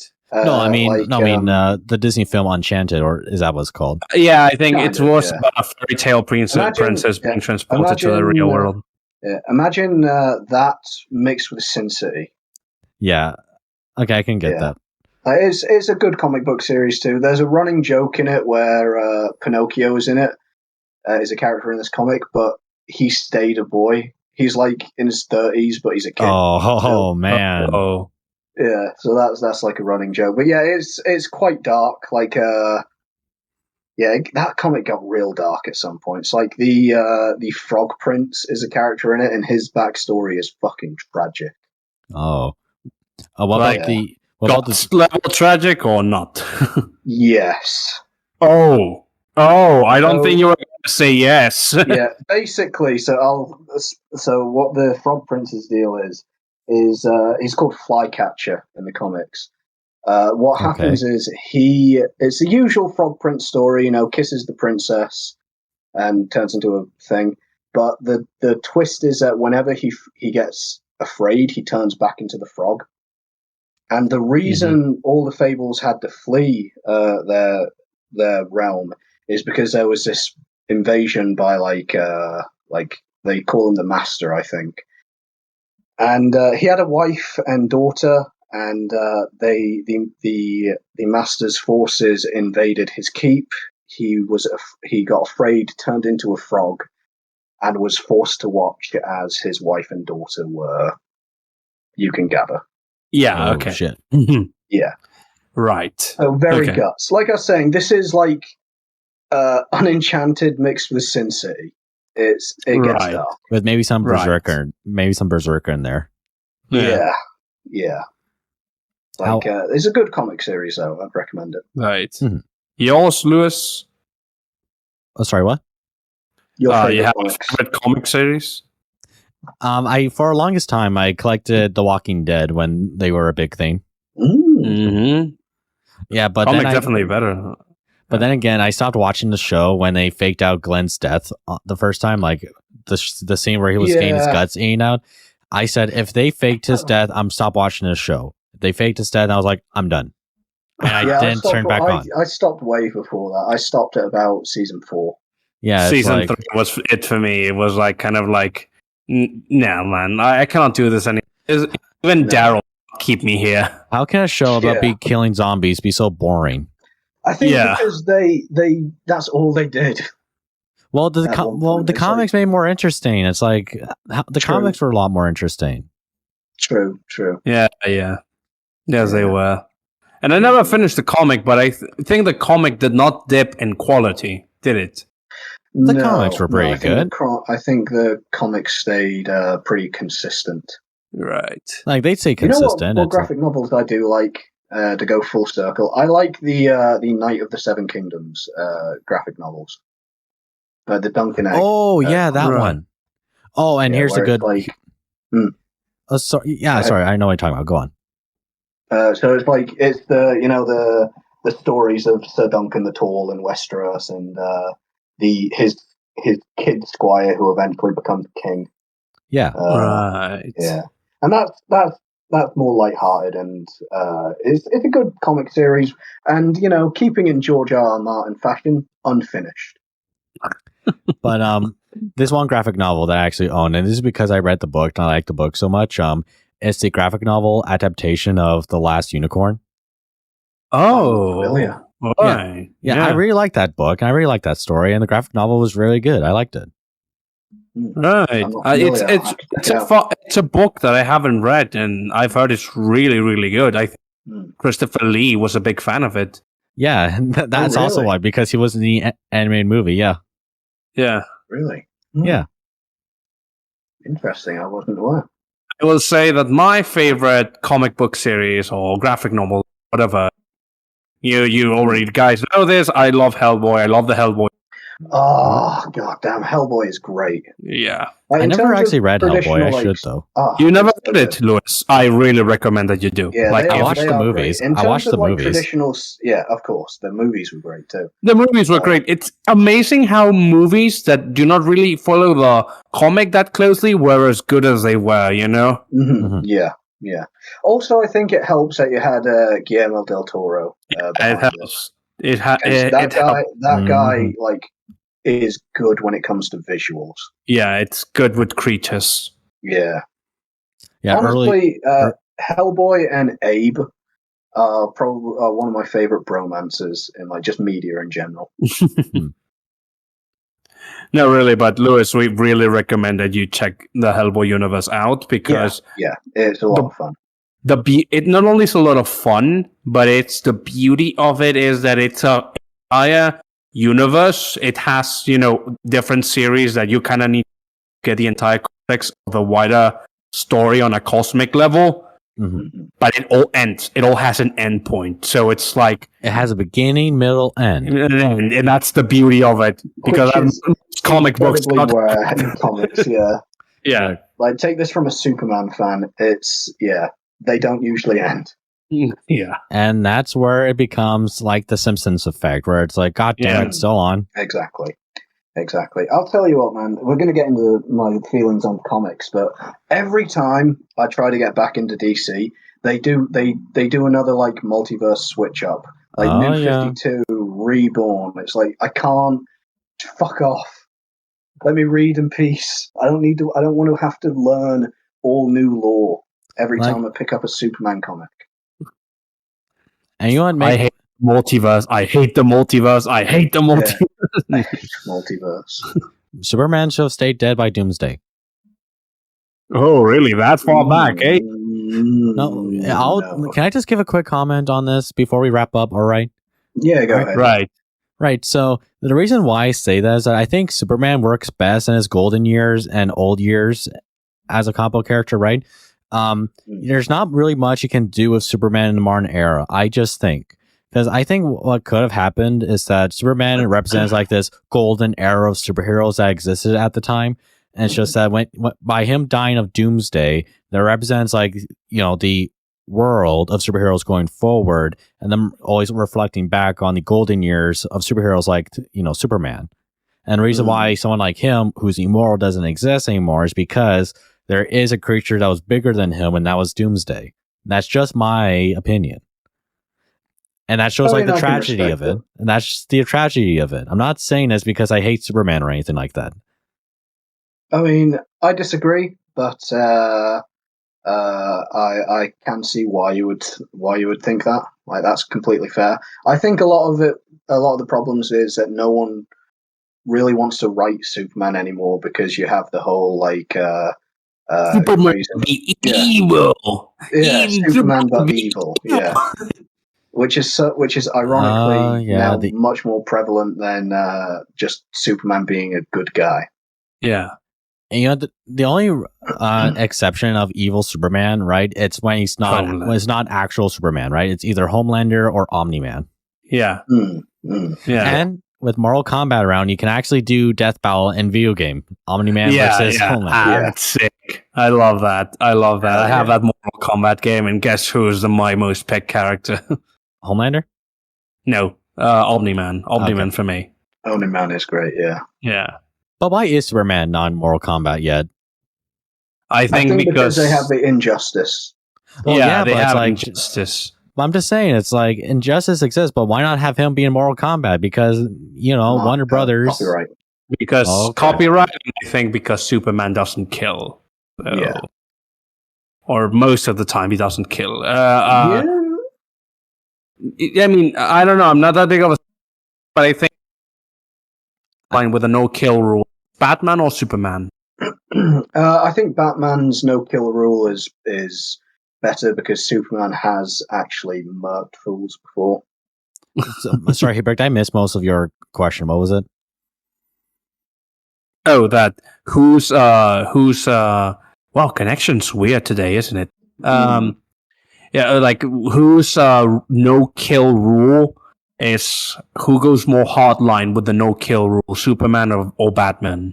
Batman, easy. The thing is that Batman, I can understand your logic between not killing the random person for, stealing shit and stuff like that, but it's like, if Joker were to die or some random person were to kill him, who's going to miss him? I think it's not about people missing him or something like that. It really is like I don't know, Batman's a weird one because, like, sometimes they have the no-kill rule actually makes sense. Where it does make sense, but I'm just saying that in that alternate Injustice comic book where it's like Lois Lane actually survives and Batman's taking him to prison, a Joker was going off about like, I'm going to wait till their child is born because children scream in a way that then he twists his neck. It's like, nope, kills him. Yeah, and it's like, this is not like Joker winning or anything like that. Batman's like, nope, and just kills him. Yeah, right there. Yeah. I can see that. I think it's honestly, I think the Joker is one of the most mishandled comic book characters ever. And not with the tragedy of if Bruce Wayne just shared more of his money, Joker wouldn't exist. And it's like, that's a fucking lie. No, the funniest thing about that? Just one more hospital, just one more school. The funniest thing about that is that there's a Batman the Animated episode, the old animated series. Yeah. That literally tackles that same statement. There's a new DA in Gotham that blames Batman for all the supervillains, that he's the one who caused. And when they get locked into Arkham Asylum, the inmates take over the asylum, and they put Batman on trial. Yeah, I Essentially, remember that. Yeah. And the conclusion is, the conclusion about the DA is that at first I thought Batman was, he deserved to be inside with you people, but then I realized you idiots would end up just the same way you have ended up, even without him. He didn't create you. You created him, Yes. Mhm. Or, it's like Harley Quinn romanticizes him, like, oh, he's just a tragic figure, but I can help him. But he beats the shit out of her. I can fix like- him. Honestly, Harley Quinn also a character that's just been grossly mishandled. Yeah. Especially in her animated series. Yeah. I've never seen it. I never seen it either, but I know the meme of it, especially like how they dirty some of the villains, where it's like, aha, we're poking it at the fans. Like, what they supposedly did with Mr. Freeze. Like, oh, you don't get to decide if you want to save Martha or not, Mr. Freeze. It's not up to you. Yeah, that's a bit. That's so stupid. It's so stupid. Yeah, Oh. It's like how like that's a villain you don't touch because it's like the whole tragedy of it. Yeah, Exactly. you don't touch Mr. Freeze. Even though if I'm giving a take here, I think Harvey Dent Two-Face is more tragic than Mr. Freeze. Oh yeah, I can agree with that. Yeah, I can agree with that. Because Harvey always is a paragon that falls. That's Yeah. Mm-hmm. Yeah, I think Mr. Freeze is more sympathetic in his and understandable in his motivations, but I think that Harvey Dent is the most tragic. Yeah, definitely. To be fair, I think we've been going for like 2.5 hours at this point. Yeah. Actually, right now we're at 2 hours and 54 minutes. I'm debating if we should drag this out for 3 hours, but I think fuck it. I think we should. Come on, new record. 6 hours. Let's go. Let's build. I'm sorry for that pause, guys. We're going to break the record for longest video on this channel, so we're going to hit that 3 hour mark. Let's do it. Doesn't matter. Let's This is go. not a birthday special. We're going to do it. All right. Yeah, I'll tell you what. I'm going to start talking about Targaryen lore. Let's fucking go. No, we're not going that deep because that would last 5 hours. No, we are not doing that. Okay, all right. Hush your mouth, Matcher. Hush your mouth. Okay, what about this? Because, Incest is there for a reason. or how about this? We're not debating about female custodians. What about this? Male howling banshees. Because me and Badger talk. Listen, I stand by this. All right, the femboy howling banshee meme is very funny, but I do not like it. Leave the twink boys alone. No. Leave the wife alone.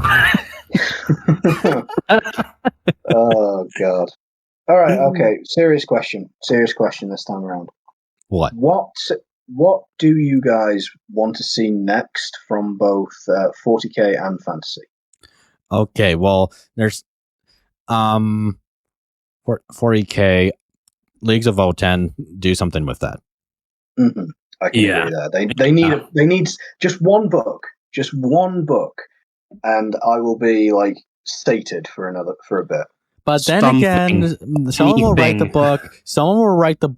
But then a YouTuber is going to read it and be like, "Oh God, this is the worst thing ever." But then when anyone else who reads it, it'd be like, "Dude, it's a fine book." No, you don't understand. It's not like the squats. This is woke. Mm-hmm. And it's like, how is this woke? God. This is racist. It's racist against midgets. Oh God damn! You know what I actually would like from a League of Votan book. What? Like the first one. I think it should be split between the perspective of a guardsman and a perspective of like a hearthkin. And why is that? Like you have this guard regiment be like fighting insert whatever enemy of the week it is, orcs, chaos, whatever, and then have a kin like grudge band roll up because they have a grudge against the enemy. So you experience both League of Votan culture and the Imperium's view of them. Nice. Yeah, yeah. I like it. Yeah, we can do. That'll be something nice to do, I think. Yeah. Yeah. Yeah, I like it. I like that. What about you, Lewis? I think they should fight against Tyranids because they can sort of like mirror how Games Workshop initially wrote out these squats and how it was the Tyranids who just ate them all. Yeah. Yes, fair enough. Mm-hmm. But how about the main character is an Ironkin? Yeah, I really like that idea. Actually, I don't know if there would be. I think that would suit a short story better than a full novel because I think I don't know what's up with the Ironkin. Like, are they like? Do they have personalities? They have personalities. They have personalities. They are AI. They're robots.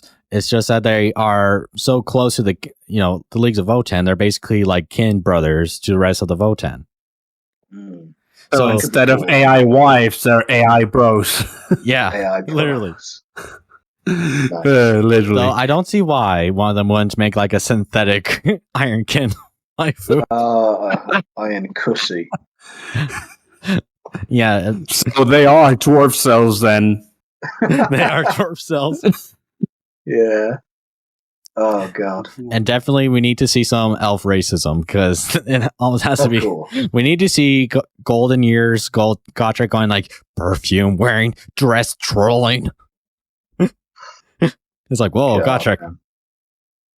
Do you think GW is going to add a League of Votan version of the Slayers? But would they want to? Aren't those the Chthonian berserkers? Well, no, because berserkers are more of miners. They're more of miners. They're not like, I've been shamed. I'm going to go slay these guys. We have 1 minute left. 1 minute left to the 3-hour mark. We're going to do it. Well, so my what I want to see from 40k next is okay. Black Templars killing more fake custodians. Hell yeah! I love how the whole the shitty retcon about there's always been female custodians because I talked about this before. Yeah, I know. Yeah, fair. Let him make his point. But I'm just gonna say I love how they shifted the entire thing about the Templars attacking custodians into a positive. Into a positive, yeah, that's funny. That does actually fit the meme. That does actually fit the comic where it's like a Zinchian demon be like, there has always been female custodians. Exactly. Yeah. Honestly, it would be a better storyline. And we did Honestly, yeah, kind of. That would be a great storyline. Yeah. And we did it. We reached the 3-hour mark. Boys, we did it. We did it, boys. I'm just going to say the next thing I'm expecting for 40k is have the lion and Gilliman meet for crying out loud. Yes. Yeah. Please. We talked about that on mine and Lewis's last podcast. Just finish up the Dawn of Fire series because they suck. On. They suck. Or add it in. I don't know. Just have them meet for crying out loud. Yeah, just make them meet and let them hug. That's let all them I need. kiss. Give Gilliman a hug. Give the lion a hug for fuck's sake. Let them go all yaoi with each other. Yes. No, I bring it back round to the Targaryen stuff. I see. The ancestors there for a reason. We swear. I'll start doing it. It's not true that it is true. They need to do it to control the dragons. But with that, I think we've reached the end of the show. So is there anything you guys would like to say before we call it in? I think I'm good. It is great to be here again with you guys. It's a lot of fun, and hopefully we can do a meetup with Lewis sometime. Yes, we got to. That would be a treat. Yeah, that would be a treat. Also, just gonna add this in. Bat just suggested before we leave, Bat just suggested that we should organize a Dark Heresy or something roleplay at some point. Yes. I wouldn't know how to do that, but I'll be on board if that'll be something fun to do. Hell yeah, man. Yeah, definitely. And with that, the boys were back in town. We had a perfect time. And with that, we'll see you all again next time. Be sure to subscribe if you haven't already. See you around, guys.